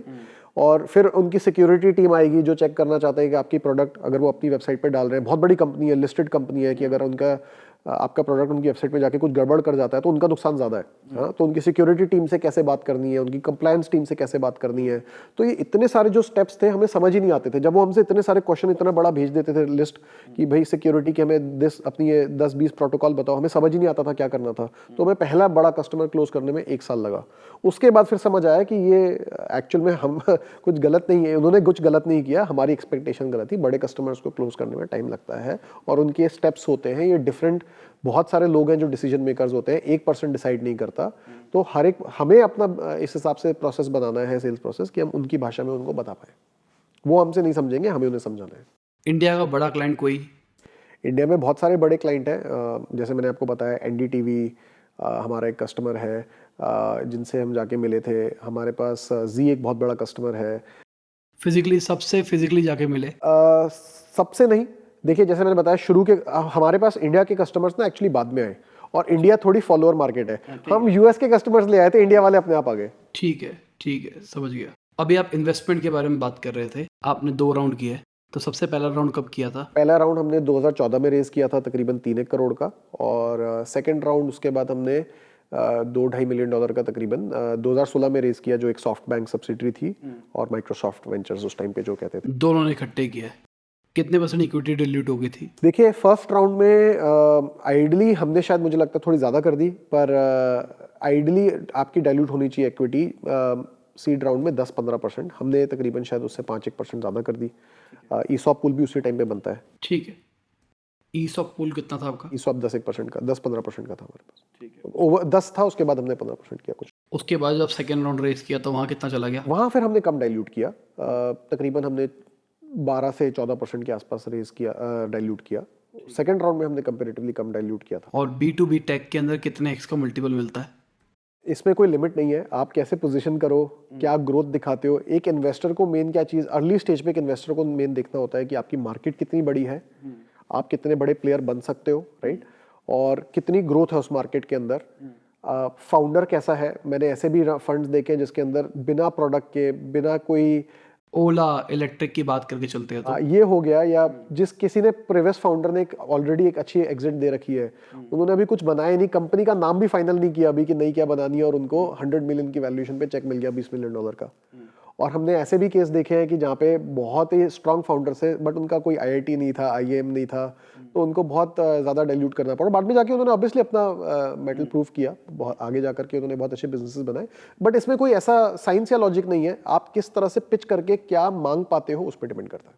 स्टार्टिंग में कितना एक्स था, बाद में कितना एक्स? शुरू में तो हमने तबारा रेवेन्यू नहीं था हमारे पास। अच्छा। तो वो तो अनलिमिटेड एक्स था। हमने तो पोटेंशियल के बेसिस पे रेस किया। सेकंड टाइम जब हमने रेस किया तो मेरे ख्याल से हम अर्ली रेवेन्यू पे थे 2016 तक। जैसे मैंने बताया हमारे 3-4 साल हमें लगे बिजनेस फिगर आउट करने में। रेवेन्यू था शायद हमारे पास एक $1 मिलियन 800K या $1 मिलियन के आसपास का रेवेन्यू था उस टाइम पे, और शायद मल्टीपल के सेंस में हमें 15x या 20x के आसपास, मतलब इतना एक्स मिल सकता है टेक के अंदर? हाँ बिल्कुल बिल्कुल, इससे ज़्यादा भी आपको, अगेन इसमें कोई लिमिट नहीं है, कोई बॉटम और अपर एंड नहीं है। ठीक है, सब उस पर डिपेंड करता है आप कैसे नेगोशिएट करते हैं, कैसे पोजीशन करते हैं। और प्रॉफिट पे भी एक्स ऊपर नीचे होता है? बिल्कुल, पर मोस्टली कंपनीज जो स्टेज पे रेस करती हैं सारी लॉस मेकिंग होती है। हम पिछले 3 साल से प्रॉफिटेबल है बाय द वे, हम ग्रो भी बहुत कर रहे हैं। लास्ट ईयर हमने 30 मिलियन रेवेन्यू का रन रेट हिट किया। इस साल हम मतलब 200 करोड़ का, इस साल हम 400 करोड़ सोच रहे हैं 2021 में। नेक्स्ट ईयर हम 800 करोड़, उसके नेक्स्ट ईयर 800 करोड़ सोच रहे हैं रेवेन्यू जनरेट करने का। बट और हम प्रॉफिटेबल भी है, बट प्रॉफिट से हम मल्टीपल रेवेन्यू का इनिशियल स्टेज पे इतना कोई रिलेशन नहीं होता। ठीक है, और अगर मैं बात करके चलूं बिजनेस मॉडल की, तो आपका बिजनेस मॉडल क्या है? देखिए हमारा मेन बिजनेस मॉडल यही है कि जब हम आपका रेवेन्यू इंक्रीज करते हैं, राइट, हमारा प्रोडक्ट सीधा आपकी टॉप लाइन पे हिट करता है। आप पब्लिशर हैं, आप पैसे कमा रहे हैं, आपका रेवेन्यू बढ़ जाएगा, राइट। तो हमारा पोजीशनिंग ये होता है कि जो हमारा सॉफ्टवेयर है वो आपसे आपके रेवेन्यू का एक परसेंटेज ले लेंगे, ठीक है, जो हमारा रेवेन्यू बन जाएगा। ठीक है, तो वो फिक्स रहता है या फिर वो नेगोशिएबल है? नेगोशिएट होता है, ऑब्वियसली रेंज होती है। अब कई पब्लिशर्स को ज़्यादा फीचर्स चाहिए होते हैं तो उनका साथ हम वो शेयर ज़्यादा लेते हैं। किसी को थोड़ा बेसिक फीचर, बेसिक प्रोडक्ट चाहिए तो उससे कम होता है। किसी का रेवेन्यू ज़्यादा होता होगा तो उसका कम हो जाता होगा? नहीं, उससे इतना फर्क नहीं पड़ता, बिकॉज सी अगर आपका ट्रैफिक ज़्यादा है, आपका रेवेन्यू ज़्यादा है, तो फिर हमारे जो सॉफ्टवेयर है उस पर हिट भी ज़्यादा आएंगे, हमारे सर्वर्स पे भी ज़्यादा हिट आएंगे, हमारा भी ट्रैफिक कॉस्ट ज़्यादा आएगा। पर मेजॉरिटी रिलेशन उसका ये होता है कि आप किस तरह का प्रोडक्ट, हमारा किस वर्जन को यूज़ करना चाहते हैं, किस फीचर्स को यूज़ करना चाहते हैं, क्या कैटेगरी है, कितना पोटेंशियल है, वो सारे रीजंस। नॉर्मली जो टेक वाले होते हैं जो ऐसा सिस्टम प्रोवाइड करते हैं, उनको अपनी प्राइसिंग कितने % रखनी चाहिए जो भी उनकी सर्वर यूटिलाइजेशन कॉस्ट आ रही है? तो बेसिकली अगर डायनेमिक वेरिएबल कॉस्ट मांग के चले तो यही है। देखिए मेरे हिसाब से इसको आप जो अपनी प्रोडक्ट की प्राइसिंग करते हैं, बहुत इंटरेस्टिंग टॉपिक है, इस पे हम पूरी एक वीडियो भी बना सकते हैं। पर वो आपकी कॉस्ट से लिंक नहीं होना चाहिए, ये आपकी वैल्यू से लिंक होना चाहिए। अगर आप ये सोच पाते हैं कि जो भी आपका प्रोडक्ट बना रहे हो, जो भी आपकी प्रोडक्ट सॉफ्टवेयर बना रहे हो, अगर उसकी आप वैल्यू मेजर कर पाओगे यूजर के लिए कितनी है, आइडियली उसका 1/10 अगर चार्ज करते हो तो वो एक तरीका हो गया। मतलब मान लीजिए मैंने आपको एक पेन दिया और वो पेन से आपको उस पेन को यूज करने से आपकी वैल्यू 1 करोड़ की अनलॉक हो जाती है एग्जाम्पल, तो फिर वो पेन की वैल्यू 10 लाख रुपए एक तरीका हो गया मेजर करने का, राइट। या एक तरीका हो गया कि मैं बिल्ड वर्सेस बाय बोलते हैं, जैसे कि अगर ये प्रोडक्ट जो मैं आपको बना के नया मैं बनाया दे रहा हूँ रेडी यूज करने के लिए, अगर आपको इंटरनली बनाना पड़ेगा तो आपका कितना खर्चा आएगा, राइट। तो उससे मेरे को कम प्राइस करना है। मतलब मान लो अगर आप यूएस में बैठे हो, यूएस में इंजीनियर बहुत महंगा है, बहुत मुश्किल है इंजीनियर को हायर करना, और अगर आपको हमारे जैसे एक प्रोडक्ट बनाना है उसके लिए आपको 4 इंजीनियर, 2 बैकएंड के, 4 फ्रंट एंड के, एक टीम बनानी पड़ेगी, एक डेटा साइंटिस्ट, तो आपका साल का $1 मिलियन का खर्चा जाएगा ही जाएगा कि आप उनको उनकी सैलरीज दे रहे हो, ऑफिस में आ रहे हैं, ऑफिस का खर्चा है। तो मुझे पता है कि आपको अगर ये चीज़ बनानी है तो आपका $1 मिलियन लगेगा ही लगेगा। तो मैं नेचुरल सी बात है, मैं बोलूंगा मेरा सॉफ्टवेयर आप 500,000 में ले लो, $500,000 में। तो आपसे पूछना चाहूंगा, को फाउंडर्स अच्छे होते हैं या बुरे होते हैं? क्या प्रोज होते हैं दो को फाउंडर के, और दो क्या कॉन्स होते हैं को फाउंडर के? एक को फाउंडर आपकी कंपनी में, आप ये समझ लो एक को फाउंडर लाना मतलब शादी करने के जैसा है ना, तो डिसीजन है। आप उसको अगर कॉम्प्लीमेंट्री स्किल्स हैं आपके तो 1+2 2 और 2+2 4 नहीं, 2+2 22 कर सकते हो आप, है ना। और अगर वो चीज़, इनफैक्ट ये बहुत कम लोग इसके बारे में बात करते हैं, पर ज़्यादातर स्टार्टअप्स, इनफैक्ट पीछे को इसका सर्वे भी हुआ था कि मेरे ख्याल से आधी स्टार्टअप जो इंडिया में बंद होती है, राइट, उन सब में मेन रीज़न या तो होता है फाउंडर्स के बीच में अनबन, या फिर रीज़न होता है पैसे खत्म हो गए। तो मतलब हम पैसों के बारे में तो बहुत बात करते हैं, पर ये जो फाउंडर रिलेशंस हैं उनके बारे में इतना बात नहीं करते, राइट। तो एक को फाउंडर अपनी टीम में लेके आना, जो आपकी स्टार्टिंग टीम है, right, that is make and break. In fact सिर्फ को फाउंडर्स ही नहीं, जो आपके शुरू के 5 10 15 लोग होंगे, ये डिसाइड करते हैं कि आपका बिजनेस बनेगा या वहां से गिरेगा। तो कैसे शादी करनी चाहिए, क्या स्पेसिफिकेशन देखनी चाहिए? तो देखिए, पहली बात है इसमें, अगर आप स्पेसिफिकेशन लेके ढूंढने जाएंगे तो बहुत मुश्किल है मिलना। आइडियली बेस्ट को फाउंडर रिलेशनशिप्स वो होते हैं जो आप लोगों को पहले से जानते हैं, कि आपके स्कूल कॉलेज में थे या प्रीवियस कंपनी में जहाँ आप काम करते थे वहाँ पे आपने काम किया, आपकी बॉन्डिंग है, आपका थॉट प्रोसेस सिमिलर है कि भाई मुझे कुछ बनाना है, दोनों में इनिशिएटिव है कि भाई ये एक मिशन से रिलेटेड, जो आपका जो भी बिजनेस होने वाला है उसके पीछे जो आपका मिशन है उसके साथ अलाइनमेंट है, आपकी सिनर्जी है, आपकी कॉम्प्लीमेंट्री सेल है, जैसे शायद एक टेक में बहुत स्ट्रांग है तो एक बिजनेस में बहुत स्ट्रांग है। तो बट अगेन इसमें आपको एक स्पेसिफिकेशन लेकर अगर ढूंढने जाए तो मेरे को नहीं लगता कि वो सही तरीका है। बेटर तरीका है कि आप अपने नेटवर्क से जो आपके रिलेशंस है, जान पहचान है, उनमें से एक नेचुरली अगर को फाउंडर डेवलप करते हैं तो वो बेस्ट आउटकम है। और ये मेरे साथ भी यही हुआ। जो मेरे पहले बिजनेस में को फाउंडर थे वो मेरे स्कूल फ्रेंड थे। हम लोगों ने स्कूल में मतलब 4-5 साल हम बेस्ट फ्रेंड्स थे एक तरह से, राइट। हम दोनों टेक में बहुत इंटरेस्टेड होते थे। उसका इंटरेस्ट थोड़ा सा डिज़ाइन में और इसमें ज़्यादा था, और ज़्यादा डीप टेक में था। मैं थोड़ा बिजनेस साइड पे ज़्यादा इंटरेस्ट लेने लग गया टेक के बाद, तो कॉम्प्लीमेंट्री स्किल सेट हो गए हमारे। तो उसके बाद फिर अलग कैसे हुए? देखिए, हमारे बिजनेस में बहुत स्ट्रगल्स आए, राइट। पहले 3 साल में, जैसे मैंने आपको बताया, 3 साल के बाद मतलब तकरीबन 2016-17 में आसपास we were not doing that well. मतलब बाय वेरियस स्टैंडर्ड्स आप बोल सकते हैं हमारा तकरीबन $1 मिलियन का रेवेन्यू आ गया था, पर बिजनेस में एक जो ग्रोथ थी वो रुक गई थी। और सैलरी निकाल रहे थे इस टाइम पे? सैलरी मिनिमल थी। इनफैक्ट हमने अपनी जो हमारा खुद का सेल्फ रन बिजनेस होता था, जो मेरी सेकंड स्टार्टअप थी, उसमें शायद हम ज़्यादा सैलरी लेते थे। हम लोग सारी चीज़ें सैलरी ही ले लेते थे, पर एड पुशअप को हमने एक प्रॉपर एक अच्छे बिजनेस की तरह रन किया कि बिजनेस अलग है और हम अलग हैं। तो हम लोग मार्केट से मेरे ख्याल से 75% कम डिस्काउंट पे सैलरी लेते होंगे, जो हमें लगता है उस हिसाब से रेट होना चाहिए था। बट सैलरी चल रही थी, बट लेकिन हमारा ग्रोथ स्टॉल हो गया था। हम लोग बहुत ज़्यादा लॉस मेकिंग भी नहीं थे। हमारे पास हमेशा फाइनेंशियली, क्योंकि मेरे और मेरे को फाउंडर के और मेरी पर्सनली भी फाइनेंशियल नॉलेज हमेशा और इंटरेस्ट बहुत साउंड रहा है, प्रिंसिपल्स बहुत स्ट्रांग रहे हैं। हम लोग वैल्यू जब यूज़र को देते थे तो कैसे प्राइस करना है, और जिसको हम बोलते हैं यूनिट इकोनॉमिक्स, वो बहुत स्ट्रांग होते थे। ऐसा नहीं कि सडनली समझ आया कि ये 1 करोड़ की कैम है तो पैसा उड़ा दो, पैसे उड़ा दे। बहुत हम लोग ग्राउंडेड रहते थे पैसा खर्च करने के मामले में। तो फाइनेंशियली हम स्ट्रांग थे उस टाइम पे, रेवेन्यू भी था। पर एक ग्रोथ जो होती है ना, जो हमने अपने इंटरनल टीम को प्रॉमिस की है, अपने आप को प्रॉमिस की है कि नहीं यार, ये 1 मिलियन अगर है तो अगले महीने हमें इसको 5 मिलियन करना है या 10 मिलियन करना है रेवेन्यू, वो ग्रोथ रुक गई थी ना, उसकी हमें ट्रैजेक्टरी दिख रही थी, राइट। तो एक बहुत ही एक ऐसा पीरियड आया बीच में जिसमें लल था, या आप कह सकते हैं कि एक बहुत ही मायूस माहौल था हमारी कंपनी के बीच में कि यार ग्रोथ नहीं हो रही, समझ नहीं आ रहा क्या करें। तो इनफैक्ट हमारे काफ़ी टीम मेंबर्स भी, हमारी टीम उस टाइम उस 6 महीने के पीरियड में शायद आधी हो गई। काफ़ी लोग बाहर अपॉर्चुनिटीज़ देखने चले गए, निकल गए। जो लोग हमारे बिल्कुल मिशन के साथ स्ट्रेंथ जो हमारी टीम थी वो सारी टिकी। एंड उस टाइम पे बहुत स्ट्रेसफुल पीरियड था, तो I wouldn't blame anybody, but उस टाइम पे फिर आई थिंक जो मेरी अर्ली टीम में हम 3 लोग थे, तो उनमें से 2 लोगों ने बोला यार कि हम भी कुछ और करना चाहते हैं। तो आई अंडरस्टूड विद देम, बात की, अच्छे से समझा। और ऐसा नहीं था कि डिसीजन आज लिया तो कि अगले महीने या 15 दिन में ख़त्म हो गया।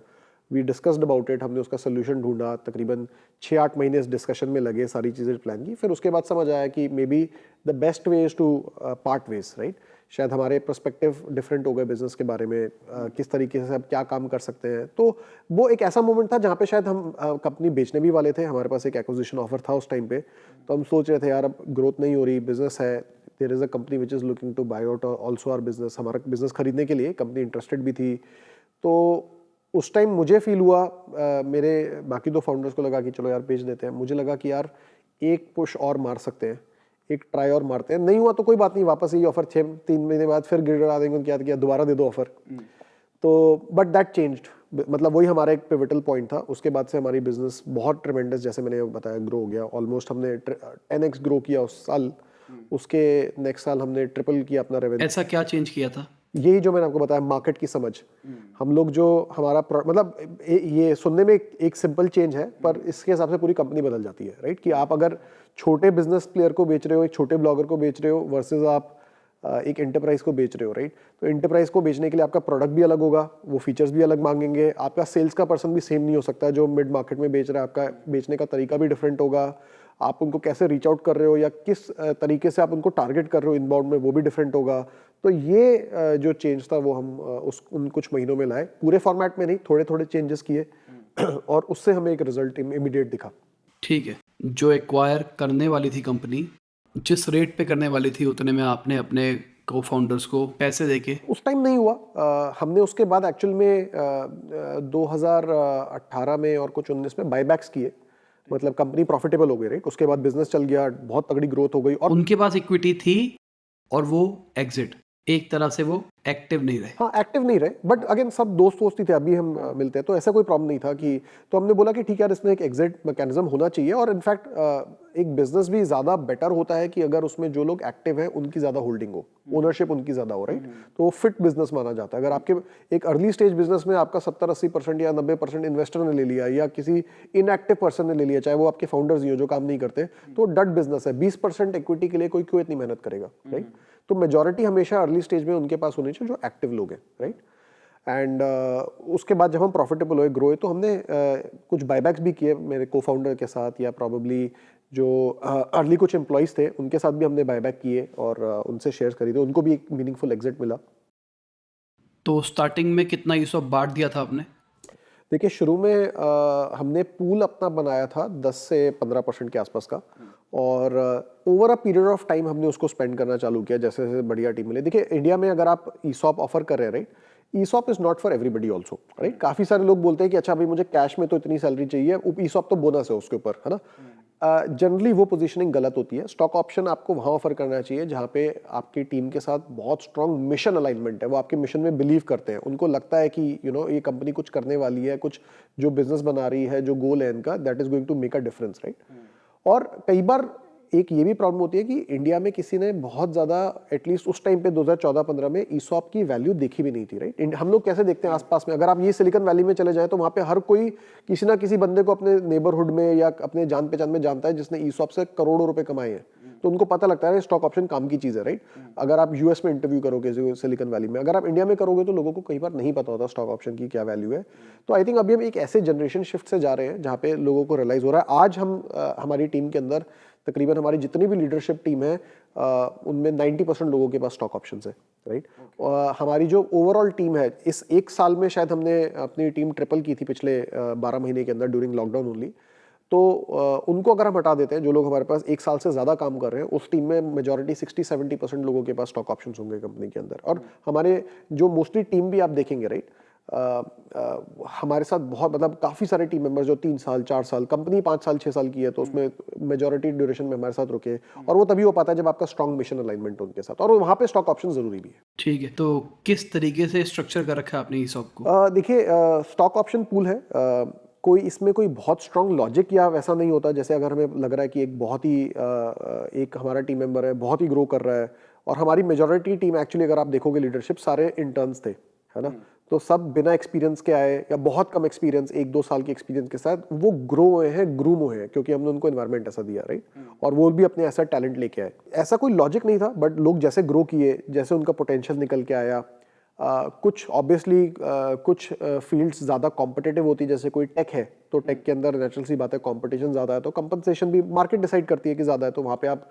वो चीज़ अकॉर्डिंगली ऑफर करोगे। कई लोगों का हमारी कंपनी के साथ जो उनका आप कह सकते हैं एप्टीट्यूड था वो बहुत स्ट्रांग था, तो उसको भी हमने रिवॉर्ड किया। तो कोई ऐसा साइंस या लॉजिक नहीं था, बट तकरीबन अर्ली स्टेज मेंबर्स को हमने कोशिश किया कि उनको कुछ सर्टन परसेंटेज कंपनी के अंदर ऑफर मिल जाए, चाहे वो आधा परसेंट 1% है, और जो बिल्कुल ही इनिशियल टीम मेंबर्स जो इनिशियली थे जिनका शायद हमने बाय बाय भी किया, उनके कुछ सिंगल डिजिट परसेंटेज में ज़्यादा भी होल्डिंग थी। ठीक है, तो यहाँ पे एक रूल पूछना चाहूँगा या किसी रूल को फॉलो करते हो कि सैलरी कितनी है, उसके ऊपर कितना स्टॉक देना चाहिए? देखिए, वो डिपेंड करता है, कोई रूल अभी भी नहीं है। देखिए, अगर अभी हम एक आज की टीम में अगर किसी को हायर कर लें, फर्स्ट टाइम स्टॉक ऑप्शन दे रहे हैं, तो हाँ हो सकता है वो 25 से 30% हो, बट उसके बाद रैदर जो कोर टीम है हमारी या जो सीनियर टीम है, उनमें रैदर हम कोशिश ये करते हैं, अगर उनका बिलीफ है कंपनी के अंदर, तो उनका स्टॉक ऑप्शन सैलरी से भी ज़्यादा हो, राइट। अगर उनका पैकेज अगर 1 लाख रुपए का है तो स्टॉक ऑप्शन शायद 2 लाख रुपए के हो, ताकि उनका एक अलाइनमेंट कंपनी के साथ स्ट्रांग बने। ठीक है, तो ये हर एक साल देते हो या फिर? हम सिलिकॉन वैली स्टैंडर्ड फॉलो करते हैं, तो उसमें आप 4 साल का स्टॉक ऑप्शन प्लान होता है, 25-25-25-25 साल, फर्स्ट ईयर क्लिफ, अगर 1 साल से कम में किसी ने छोड़ दिया तो वो जीरो है, 1 साल के बाद हर क्वार्टर में वो वेस्टिंग होती रहती है, और 4 साल में कंप्लीट प्लान वेस्ट हो जाता है। हमारे 90% ऑफर्स इसी स्टैंडर्ड को फॉलो। नॉर्मली जिसकी जितनी सैलरी है उसका 4 गुना उसको देखिए, अगेन कोई रूल लॉजिक नहीं है इसमें, लमसम अगर मान के चले तो? वो जो सीनियर टीम है हमारी, जो अर्ली लोग हैं जिन्होंने हमारे डाउन टर्न्स और अप टर्न्स दोनों में हमारे साथ काम किया है, कंपनी के साथ लाइक नेक टू नेक साथ में खड़े रहे, जो हमारे रिलेटिवली नए टीम मेंबर्स हैं, उनमें हम कोशिश करते हैं कि अगर कोई स्ट्रॉन्ग कंटेंडर है जो समझता है स्टॉक ऑप्शन की वैल्यू, ग्रो कर रहे हैं, कंपनी के साथ अलाइंड है, उनका कंपनसेशन का 10%, 20%, 25%, कुछ एक परसेंटेज 2 डिजिट में स्टॉक ऑप्शन हो जाए। बट जनरली वो लोगों के 1 साल के एम्प्लॉयमेंट के बाद ही हम डिस्कस करते हैं, क्योंकि 1 साल से पहले वो भी कंपनी को इतना नहीं जानते जैसे हम एम्प्लॉय को नहीं जानते, या वो भी तो कंपनी को शायद नहीं जानते, राइट। तो उनका भी बिलीफ कंपनी में बहुत बढ़ता है कि जब वो कंपनी ज्वाइन करके देखते हैं कि अच्छा कंपनी कैसे ग्रो कर रही है, कैसे काम कर रही है, और रैदर वो ऐसी सिचुएशन हम नॉर्मली जाते हैं जहाँ पे हम जब अप्रेजल हो रहा है या इंटरव्यू हो रहा है ऐसा, तो उसमें टीम मेंबर बोले कि हाँ मुझे भी बिलीफ है कंपनी में, आई वांट स्टॉक ऑप्शंस। हम जबरदस्ती स्टॉक ऑप्शंस नहीं देते कि भाई अच्छा आपका पैकेज 30 लाख है, 10 लाख के स्टॉक ऑप्शन, वो 40 लाख हो गया, कि बस बोलने के लिए कि 40 लाख है, राइट। रैदर जहाँ पे नीड होती है, कि जहाँ पे टीम मेंबर भी बोल रहा है कि अच्छा हाँ मुझे स्टॉक ऑप्शन चाहिए क्योंकि मुझे लगता है कंपनी बहुत ग्रो कर रही है और I want to be a part of it, वहाँ पे स्टॉक ऑप्शन आने चाहिए। जैसे आप बता रहे थे कि स्टार्टिंग में आपने इंटर्न से ही टीम बनाई थी, तो आपने कैसे हायर किया था? देखिए, हम पहली इनिशियल टीम में हमने बहुत मेहनत नहीं की, वो मैं आपको बताता हूँ इसलिए क्योंकि हमारे पास प्रीवियस बिजनेस की एक छोटी सी टीम थी 3-4 लोगों की जो हमने यूज़ की। हमने मार्केटिंग की, राइट। मार्केटिंग कैसे की हमने, उस टाइम पे हमने अपना टेक क्रंच में आर्टिकल आ गया कि एड पुशअप ये बिजनेस बना रहा है, हमने एक फंड रेज किया। टेक क्रंच आपका ही क्लाइंट था? क्या चीज़? नहीं, उस टाइम पे नहीं था और अभी भी नहीं है।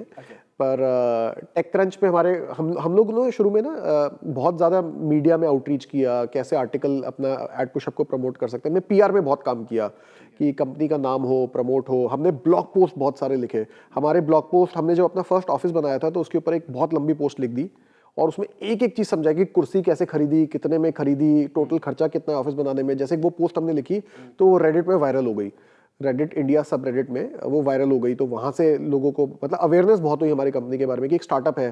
काफ़ी सारे हमें अवार्ड्स मिले, हमें नैसकॉम से एक अवार्ड मिला, हमें शुरू में इंक 42 एक वेबसाइट है वहाँ से अवार्ड मिला। काफ़ी सारे रोड शोज़ होते थे जहाँ पे मतलब प्रेजेंटेशंस होती थी, स्टार्टअप्स अवार्ड्स होते थे, स्टार्टअप कॉम्पिटिशन्स होते थे, वहाँ पे बहुत रिकग्निशन मिला। तो उससे हुआ कि हमारा नाम हो गया। हम सिर्फ अपनी वेबसाइट पे और अपने 1-2 प्रोफाइल लिंक्डइन पे, एंजल लिस्ट पे एक लिंक डाल देते थे कि इस जॉब के लिए अप्लाई करने के लिए ये फॉर्म भर दो, और उसमें हम बहुत सारी चीज़ें पूछते थे उनसे।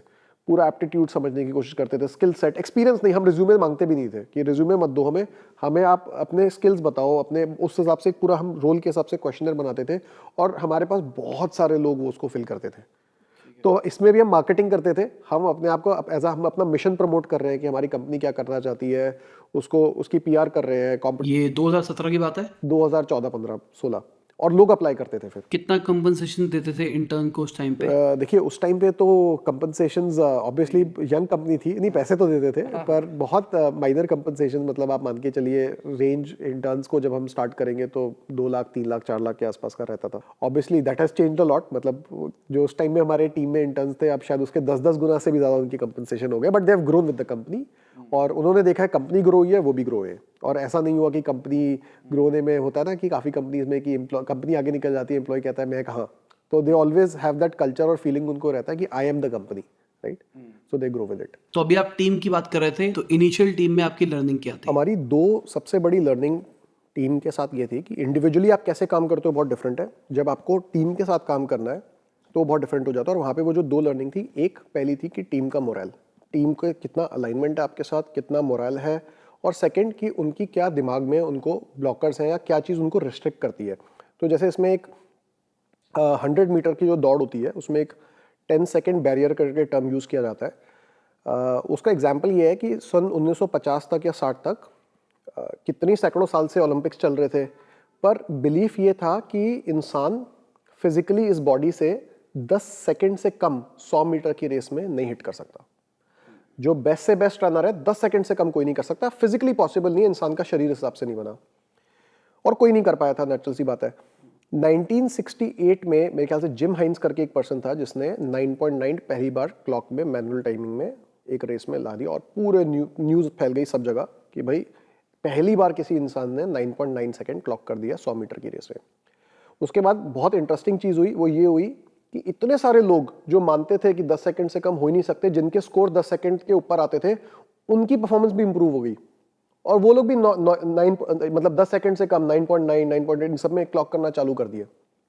तो चेंज क्या हुआ, राइट? माइंडसेट चेंज हो गया, उन्होंने बिलीव कर लिया था कि यार ये तो पॉसिबल ही इन्हें नंबर हिट करना है, ये गिव अप कर दिया था उन्होंने, राइट?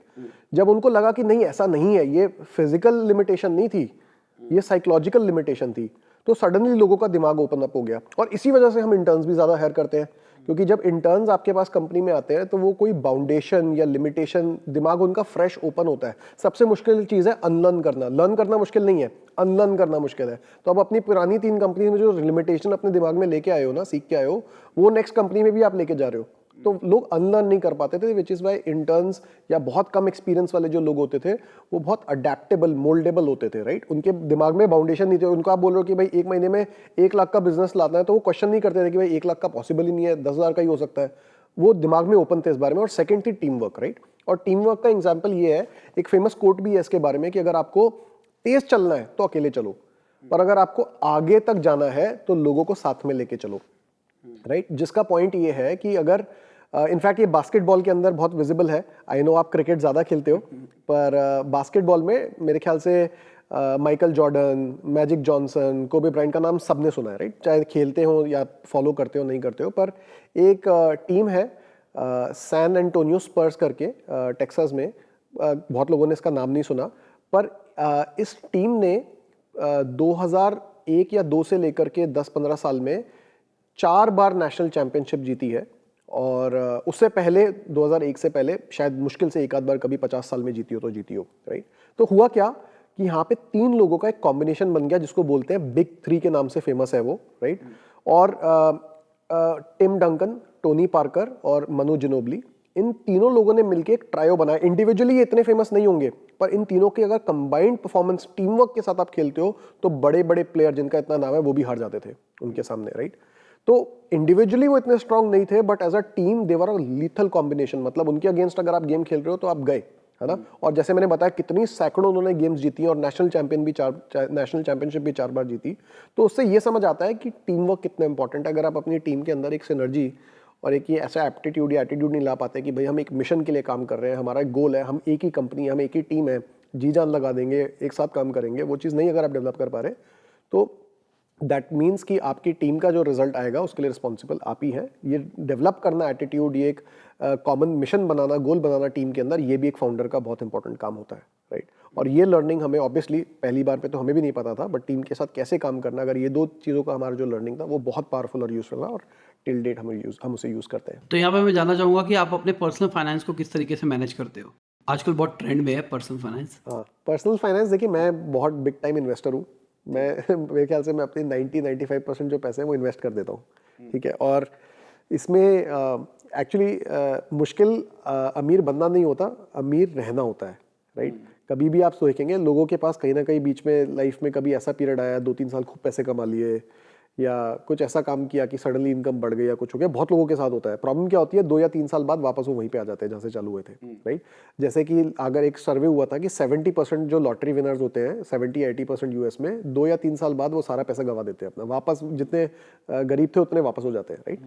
तो वो क्यों होता है? क्योंकि आई थिंक प्रॉब्लम क्या है कि प्रॉब्लम ये नहीं है अमीर कैसे बने फाइनेंस के थ्रू, प्रॉब्लम है अमीर बनने के बाद अमीर कैसे टिके, राइट। और वहाँ पे मोस्टली लोग गलती करते हैं, राइट। अपना रिस्क प्रोफाइल नहीं समझते कि भाई अगर आज फॉर एग्जांपल मेरी एज 31 ईयर्स है, तो मुझे पता है 35 साल की एज तक मुझे हाई रिस्क इन्वेस्टमेंट करनी है। मैंने 4-5 साल पहले बिटकॉइन भी खरीदा है, ईथर भी खरीदा है, बहुत हाई रिस्क, राइट। स्टॉक्स भी खरीदे हैं, ऑब्वियसली गलती भी की है। मतलब मेरी आई थिंक सबसे पहली जो मेरी फाइनेंशियल मिस्टेक थी, मैंने गाड़ी खरीद ली थी 2008 या 9 में 8 लाख की। तो वो समझ आया कि वो 8 लाख की गाड़ी अभी 50,000 की बिकी कबाड़ी के रेट पे, और वो स्टॉक्स में डाला होता तो शायद हो सकता है 10 गुना भी हो जाते, राइट। तो बट ये सारी गलतियां करके समझ ही आया कि मेन आप जो पैसा है इसमें कंपाउंडिंग बहुत इंपॉर्टेंट होती है, राइट। एंड अगर आप लॉन्ग टर्म पेशेंस, पैसा कभी भी फाइनेंस में ये मत सोचिए कि आज लगाया तो कल डबल ट्रिपल हो गया तो आप लकी हो, पर ये एक्सपेक्टेशन लेके जा रहे हो तो एक्सपेक्टेशन गलत है। आपकी पेशेंस होना बहुत जरूरी है। कंपाउंडिंग का एग्जांपल मैं आपको देता हूं कि अगर आपने कोटक महिंद्रा के शेयर को 2001 में खरीदा था, 2001 में इस बैंक के शेयर को, तो 18 साल में जो आपने पैसा कमाया और 2018 से 20 में जो पैसा कमाया बराबर है। कंपाउंडिंग का ब्यूटीफुल रिटर्न ये होता है कि 18 साल का रिटर्न एक तरफ और 2 साल का रिटर्न एक तरफ, राइट। तो टाइम के साथ वो इतना तेजी से बढ़ता है। तो पेशेंस इसलिए बहुत जरूरी है। और तीसरी चीज है जो पेशेंस मार्केट आपसे मांगती है रिटर्न में, इतने या तो आप एफडी कर लोगे या गोल्ड ले लोगे जिसमें कोई रिटर्न नहीं मिलता। मैं रेकमेंड भी नहीं करता लोगों को। इंडिया ट्रेडिशनल यही मार्केट है कि भाई एफडी करो, गोल्ड खरीदो, प्रॉपर्टी खरीद लो, ये सारे बहुत बुरा रिटर्न देते हैं, राइट। अच्छा रिटर्न आपको इक्विटी से मिलता है, ऐसी एसेट क्लास से मिलता है जिसमें रिस्क वॉलेटिलिटी ज्यादा है, बट आपको यही करना होता है। इसका एक प्राइस यही होता है कि जब आप एक ऐसी हाई ग्रोथ एसेट क्लास खरीद रहे हो तो बस आपको उसको पचाने की क्षमता होनी चाहिए, मतलब वो वॉलेटिलिटी है। हो सकता है कि आज जैसे अभी हमने देखा कोविड के टाइम में लास्ट ईयर शेयर मार्केट आधी रह गई, राइट। आज आपके 1 करोड़ रुपए कल 50 लाख रुपए 2 दिन में 3 दिन में 50 लाख रुपए बन गए, तो वो डाइजेस्ट करने की आपकी क्षमता होनी चाहिए कि ये हो गया कोई बात नहीं। लोग उसमें घबरा के बेच देते हैं, निकल जाते हैं। आइडियली बेस्ट तरीका इन्वेस्टमेंट का, इन्वेस्टमेंट करो और भूल जाओ। जो पैसा लगाया उसे आप लगा के भूल जाओ। तो कैसे कंपनी सेलेक्ट करते हो? देखिए डिफरेंट तरीके से, मेरी रिस्क प्रोफाइल ज़्यादा है, तो जैसे मैंने बताया मैं हाई रिस्क इन्वेस्टमेंट में भी डालता हूँ, और कई बार स्मॉल कैप छोटी कंपनीज जो होती हैं जिनमें पोटेंशियल ग्रोथ का ज़्यादा है पर पता नहीं शायद बंद भी हो जाए। पेनी स्टॉक्स में? पेनी स्टॉक्स स्मॉल कैप के अंदर भी कैटेगरी होती है, तो मे बी शायद मोर एस्टैब्लिश्ड कंपनीज हो गई उसमें, बिल्कुल पेनी स्टॉक्स भी नहीं, उनमें हो गया। फिर स्टार्टअप्स में भी थोड़ा बहुत इन्वेस्ट कर दिया, वो भी एक तरह से वो शायद आपका मोर कंपेरेबल, बहुत ही ज़्यादा हाई रिस्क इन्वेस्टमेंट हो गया। कुछ मैं इंडेक्स फंड्स में भी इन्वेस्ट करता हूँ जो कंपेरेटिवली ज़्यादा सेफर है ना। तो ऐसे एसेट मेरा डिस्ट्रीब्यूटेड है, बट आई थिंक 40-50% बहुत ही हाई रिस्क है। अब वो 40-50% बहुत बढ़ गया बिकॉज बिटकॉइन बहुत बढ़ गया। बट जब मैंने इन्वेस्ट किया, जो थीसिस बनाई थी उसमें मेरा आइडिया यही था कि 35 साल की एज से पहले हाई रिस्क में आधा पैसा डालो और कुछ थोड़ा स्टेबल इंडेक्स फंड वगैरह इन सब में डालो। 35 के बाद थोड़ा और सेव करना चालू कर देंगे। तो यहाँ पे आपकी शादी हो गई है? नहीं, कब तक प्लान कर रहे हो? 1 साल 2 साल में। उसके बाद रिस्क प्रोफाइल चेंज करोगे या फिर? आई डोंट थिंक मेरे को उससे, आई थिंक एज से ज़्यादा लिंक है। आई डोंट थिंक कि मुझे रिस्पॉन्सिबिलिटी से ज़्यादा नहीं है? हाँ, I think those things are little bit taken care of, तो I am not worried too much about that. इतना मैं लिक्विड कैश अपने पास जरूर रखता हूँ कि जिससे मुझे 1 साल 2 साल कोई दिक्कत ना आए अगर सब कुछ बंद भी हो जाए तो। इतना लिक्विड कैश रखना चाहिए कि मतलब आप कोशिश ये करो कि आप 1 साल तक का जो जितना आपको पैसा चाहिए होगा वो इकट्ठा करके अपने पास लिक्विड रख लो, या वो ऐसे फंड्स में, बहुत लिक्विड फंड्स होते हैं उनमें डाल दो, या एफडी कर लो उनकी, वो दिक्कत नहीं है। बट उसके ऊपर जो पैसा है वो इन्वेस्ट करो। तो अब हम आए अपने एक फन राउंड की तरफ। रैपिड फायर है, तो बेसिकली आपसे क्वेश्चन पूछा जाएगा, डैश और डैश, एक चुनना है, कोई एक्सप्लेनेशन नहीं चाहिए वो चीज़ आपने क्यों चुनी है, सीधा आंसर देना है। एंड्रॉयड और iOS, iOS, फंडिंग और बूटस्ट्रैप, बूटस्ट्रैप, एंजल और वेंचर, वेंचर, डेट और इक्विटी, डेट, फैमिली और बिजनेस, फैमिली, फेम और मनी, फेम, लव और अरेंज, लव, वेज और non veg, non veg, profitability और स्कॉलेबिलिटी, स्केलेबिलिटी, लार्ज टीम और small team, small team, registering a company in India और abroad, depends where the buyer is, owning और renting, renting, outside food और homemade, home, formal education और self taught. Self taught, आपके लिए perfect holiday क्या है? घर पे रिलैक्स करना। बेस्ट फूड एवर, सबसे बढ़िया खाना जहाँ का भी खाए हो। हनी चिकन करके एक डिश है, एक रेस्टोरेंट में, वहाँ पे जेकब्स पिकल्स नाम है उसका, हनी चिकन पिकल्स, कहाँ पे? न्यूयॉर्क में। अगर आपके पास एक टाइम मशीन होती तो आप कुछ भी चेंज करना चाहते तो आप क्या करते? अगर मेरे पास एक टाइम मशीन होती तो मैं पास्ट में जा करके और जल्दी एक सॉफ्टवेयर कंपनी बनाता, और यंगर एज में। यही काम करते? अगर टाइम मशीन होती तो शायद मैं कोई काम भी नहीं करता। सट्टा खेलते? हाँ, मे बी। बिटकॉइन ले लेते? हाँ, बिटकॉइन ले लेता, और बिटकॉइन ले लेता, घर वालों को कहते घर बार बेच दो और बिटकॉइन। बिटकॉइन खरीद लो साले। फेवरेट मूवी कौन सी है आपकी? इंटरस्टेलर, या बैक टू द फ्यूचर करके एक 80s की मूवी है सीरीज, और एक मिस्टर इंडिया, ये तीनों मेरी फेवरेट है। सारी टाइम ट्रेवल रिलेटेड है? टाइम ट्रेवल, साइंस फिक्शन से related. Science fiction, time travel भी है? टाइम ट्रेवल भी है काफी में। और फेवरेट वेब सीरीज कौन सी है आपकी? एक नेकेड डायरेक्टर है, पता नहीं आपने देखी नहीं देखी, द नेकेड डायरेक्टर। मुझे रिसेंटली जापानीज और साउथ कोरियन मूवीज और सीरीज बहुत पसंद आ रही हैं। वो भी साइंस फिक्शन है या कुछ और ही है? नहीं, it is about a person जिसने 80s में जापान में एडल्ट इंडस्ट्री चेंज कर दी थी, कि उसकी पोजीशनिंग कैसी थी। बहुत इंटरेस्टिंग है, देखना आप। कोई वेब सीरीज नहीं देखी है आपने साइंस फिक्शन में? साइंस फिक्शन में भी आई एम श्योर देखी होंगी, बट मैं वेब सीरीज कम देखता हूँ कंपैरेटिवली, लिमिटेड देख। एक वो होती है, टाइम देना पड़ता है। हाँ, प्रॉब्लम ये होती है कि मेरा सबसे बड़ा रिस्ट्रिक्शन मेरे को दिमाग में होता है कि वेब सीरीज चालू कर दी और अच्छी लग गई तो फिर टाइम कहाँ जाएगा पता नहीं लगेगा, तो I might lose control of my own time. तो मैं कोशिश ये करता हूँ, पिक्चर देख लो यार, 2-3 घंटे में खत्म कर लो। वेब सीरीज फिर कई बार अगर बिंज वॉच हो गया तो भाई कैसे टाइम खत्म होगा पता नहीं तो लगेगा। मैं आपको 2 रिकमेंड करूंगा, वो देख ली, सबको करूंगा इनफैक्ट। मेरे को साइंस फिक्शन बहुत ज़्यादा पसंद है, और मुझे लगता है कि साइंस फिक्शन में अगर मेरा किसी ने लेवल बढ़ाया तो एक सीरीज थी फ्रिंज। फ्रिंज 5 सीजन है। टाइम, हर चीज़, मतलब साइंस फिक्शन में आप कोई भी टॉपिक ले लो, उस टॉपिक पे उस पे बात हुई होगी, एकदम इन डेप्थ, और बहुत ही नेक्स्ट लेवल चीज़ है। और अगर टाइम ट्रैवल के ऊपर बात करके चले तो नेटफ्लिक्स की एक बहुत ही ज़्यादा वायरल हुई थी, डार्क नाम था उसका। मेरे को पर्सनली ऐसा लगता है कि नेटफ्लिक्स मार्केट बहुत अच्छा करता है। तो एक और मैं सीरीज रिकमेंड करूंगा, वो है 12 मंथ, वेब सीरीज है। पहले मूवी आई थी, फिर उसके बाद उन्होंने उसके ऊपर एक वेब सीरीज बनाई। तो मतलब पहले सीजन का जो एंड था ना, वो आउटस्टैंडिंग था, और सेकंड उससे भी ऊपर था। तो मतलब मैं रिकमेंड करूंगा, इसी को देखो। तो अब मेरी टीम में लोग अगर अगले हफ्ते कंप्लेंट करेंगे कि मैं मिसिंग हूँ तो मैं उनको बोलूंगा साहिल को जाके पकड़ो। तो आप मॉर्निंग पर्सन है नाइट आउल? मॉर्निंग। कोई बुक्स पढ़ना पसंद करते हो? बहुत ज़्यादा नहीं, बट बीच बीच में बुक्स पढ़ता हूँ। टॉप 5 बुक्स बता दो। टॉप 5 बुक्स इनफैक्ट ऑडियंस के लिए मैं बोल सकता हूँ। आई थिंक डिपेंडिंग अपॉन, अगर आप बिल्कुल अभी बहुत यंग है और बहुत बेसिक फाइनेंशियल कंसेप्ट समझना चाहते हैं तो एक बुक है रिच डैड पुअर डैड, मैंने आज से 20 साल पहले पढ़ी थी। उसके बाद अगर आप थोड़ा सा और मैच्योर हो गए और समझना चाहते हैं कि एक बिजनेस स्टार्ट करने से पहले, तो एक बहुत अच्छी बुक है, how to win friends and influence people. वो एक बहुत अच्छी स्ट्रॉन्ग बुक है। फिर अगर आपको पैसे के बारे में बहुत अच्छा समझना है तो the psychology of money recent एक अच्छी बुक है, वो आप पढ़ सकते हैं। तो आई थिंक अलग अलग ऑब्जेक्टिव्स के हिसाब से अलग अलग बुक्स हैं। एक अगर आपको बिजनेस के बारे में बहुत अच्छा समझना है तो हाई आउटपुट मैनेजमेंट करके एक बुक है, वो पढ़ सकते हैं। एंड आई थिंक ये these 4 will probably also be जो which I relate to the most. Netflix और Amazon Prime? Prime, of late prime. Destiny believer हो या फ्री चॉइस? Free choice. आपकी हॉबी क्या है? बोर्ड गेम्स खेलना बहुत पसंद है मुझे। बोर्ड गेम जैसे कि? एक गेम आती है स्ट्रैटेजी बोर्ड गेम, कटान नाम से, तो मैं और मेरे फ्रेंड्स अक्सर वीकेंड्स पे कटान गेम खेलते हैं। वो बोर्ड गेम के अंदर आपको रिसोर्सेज इकट्ठी करनी होती है, फास्टेस्ट 10 पॉइंट्स पे पहुंचना होता है, जो पहले 10 पॉइंट्स पे पहुंचता है वो जीत जाता है। जैसे पहले बिजनेस होती थी उस टाइप की? हाँ, मतलब स्ट्रैटेजी गेम है, बट थोड़ी और दिमाग लगाने वाली कॉम्प्लेक्स स्ट्रैटेजी गेम है। सबसे पहले थैंक यू, बहुत मज़ा आया। अब हमारी ऑडियंस के लिए कुछ एडवाइसेस। तो कॉलेज गोइंग स्टूडेंट्स को मैं ये बोलूँगा कि आई थिंक सबसे पहले आप कोई भी आगे काम करने वाले हो, बिजनेस करोगे या नहीं करोगे, वो अलग बात है, पर एक फाउंडेशन स्ट्रांग बनाओ। जब भी कोई बिल्डिंग बनती है तो उसका बेस सबसे स्ट्रांग होना चाहिए, और उसके अंदर मेरा 5 पॉइंट का प्रिंसिपल होता है dial P. Basically discipline, integrity, attention to detail, listening skills and prioritisation. ये एक एक पे अलग से एक एक एपिसोड हम जरूर बना सकते हैं, पर ये एक एक पॉइंट से मतलब ये है कि अगर आपके फाउंडेशन ये स्ट्रांग हो गया, अगर आप अटेंशन टू डिटेल अपना बहुत स्ट्रांग रखोगे, प्रायोरिटाइजेशन मतलब क्या चीज़, जैसे एक बहुत बेसिक रूल होता है पेरेटो रूल 80-20 वाला, 80% जो रिजल्ट मिलते हैं वो 20% काम से मिलते हैं। अगर आपका प्रायोरिटाइजेशन ठीक है तो आप वो 20% काम पहले करोगे, राइट। तो अपना अगर आप फाउंडेशन इन चीज़ों के बेसिस पे, discipline, integrity, attention to detail, कितना आप सुन पा रहे हो, लिसनिंग स्किल्स कितने स्ट्रांग है बनाते हो, तो आपका एक फाउंडेशन बहुत स्ट्रांग बनता है। आगे आप कुछ भी काम करोगे उसमें आपको बेनिफिट करेगा। और जो बिजनेस वाले लोग हैं, राइट, उनके लिए मेरी रिकमेंडेशन ये होगी कि थोड़ा फ्यूचर में सोचो। जैसे आई थिंक जेफ बेजोस कहता है live in the future, right. आज जो आप काम कर रहे हो उसका, जब आप चेस खेलते हो तो 3 स्टेप्स आगे सोच के चलना चाहिए आपको कि दूसरा प्लेयर क्या करने वाला है। तो अपने बिजनेस में भी सेम अप्रोच रखिए कि कम से कम अपने 2-3 साल आगे का सोचो कि आज जो आप एक्शन ले रहे हो उसका 2-3 साल में क्या इंपैक्ट आने वाला है। Live in the future.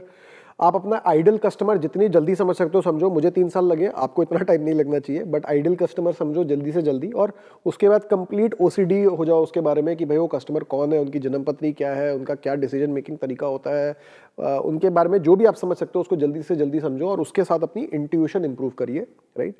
Over a period of time आपको बहुत सारे डिसीजंस लेने पड़ेंगे। अगर आपका कस्टमर अंडरस्टैंडिंग क्लियर है तो आपको डिसीजन मेकिंग में बहुत आसानी होगी। इसके अलावा बिग पिक्चर देखिए हमेशा। बहुत माइन्यूटर डिटेल्स का एक balance definitely attention to detail चाहिए होता है, बट हमेशा बिग पिक्चर नहीं भूलनी चाहिए कि बड़े स्टांस में क्या चेंजेस हो रहे हैं, मार्केट कहाँ जा रही है। तो always be aware of the big picture in whatever you are doing, and I think these would be some principles which I advise people to be pay more attention to और learn more about. बहुत ज़्यादा detail बातें बोल गए आप। चलो, सबसे पहले थैंक यू, बहुत मजा आया सबको। और लाइक कर देना इस वीडियो को यार, शेयर कर देना, कमेंट में बताना वीडियो कैसी लगी। बाय, गुड नाइट, शब बखैर, खुदा हाफिज़, गुड मॉर्निंग, गुड आफ्टरनून, जब भी आप वीडियो को देख रहे हैं।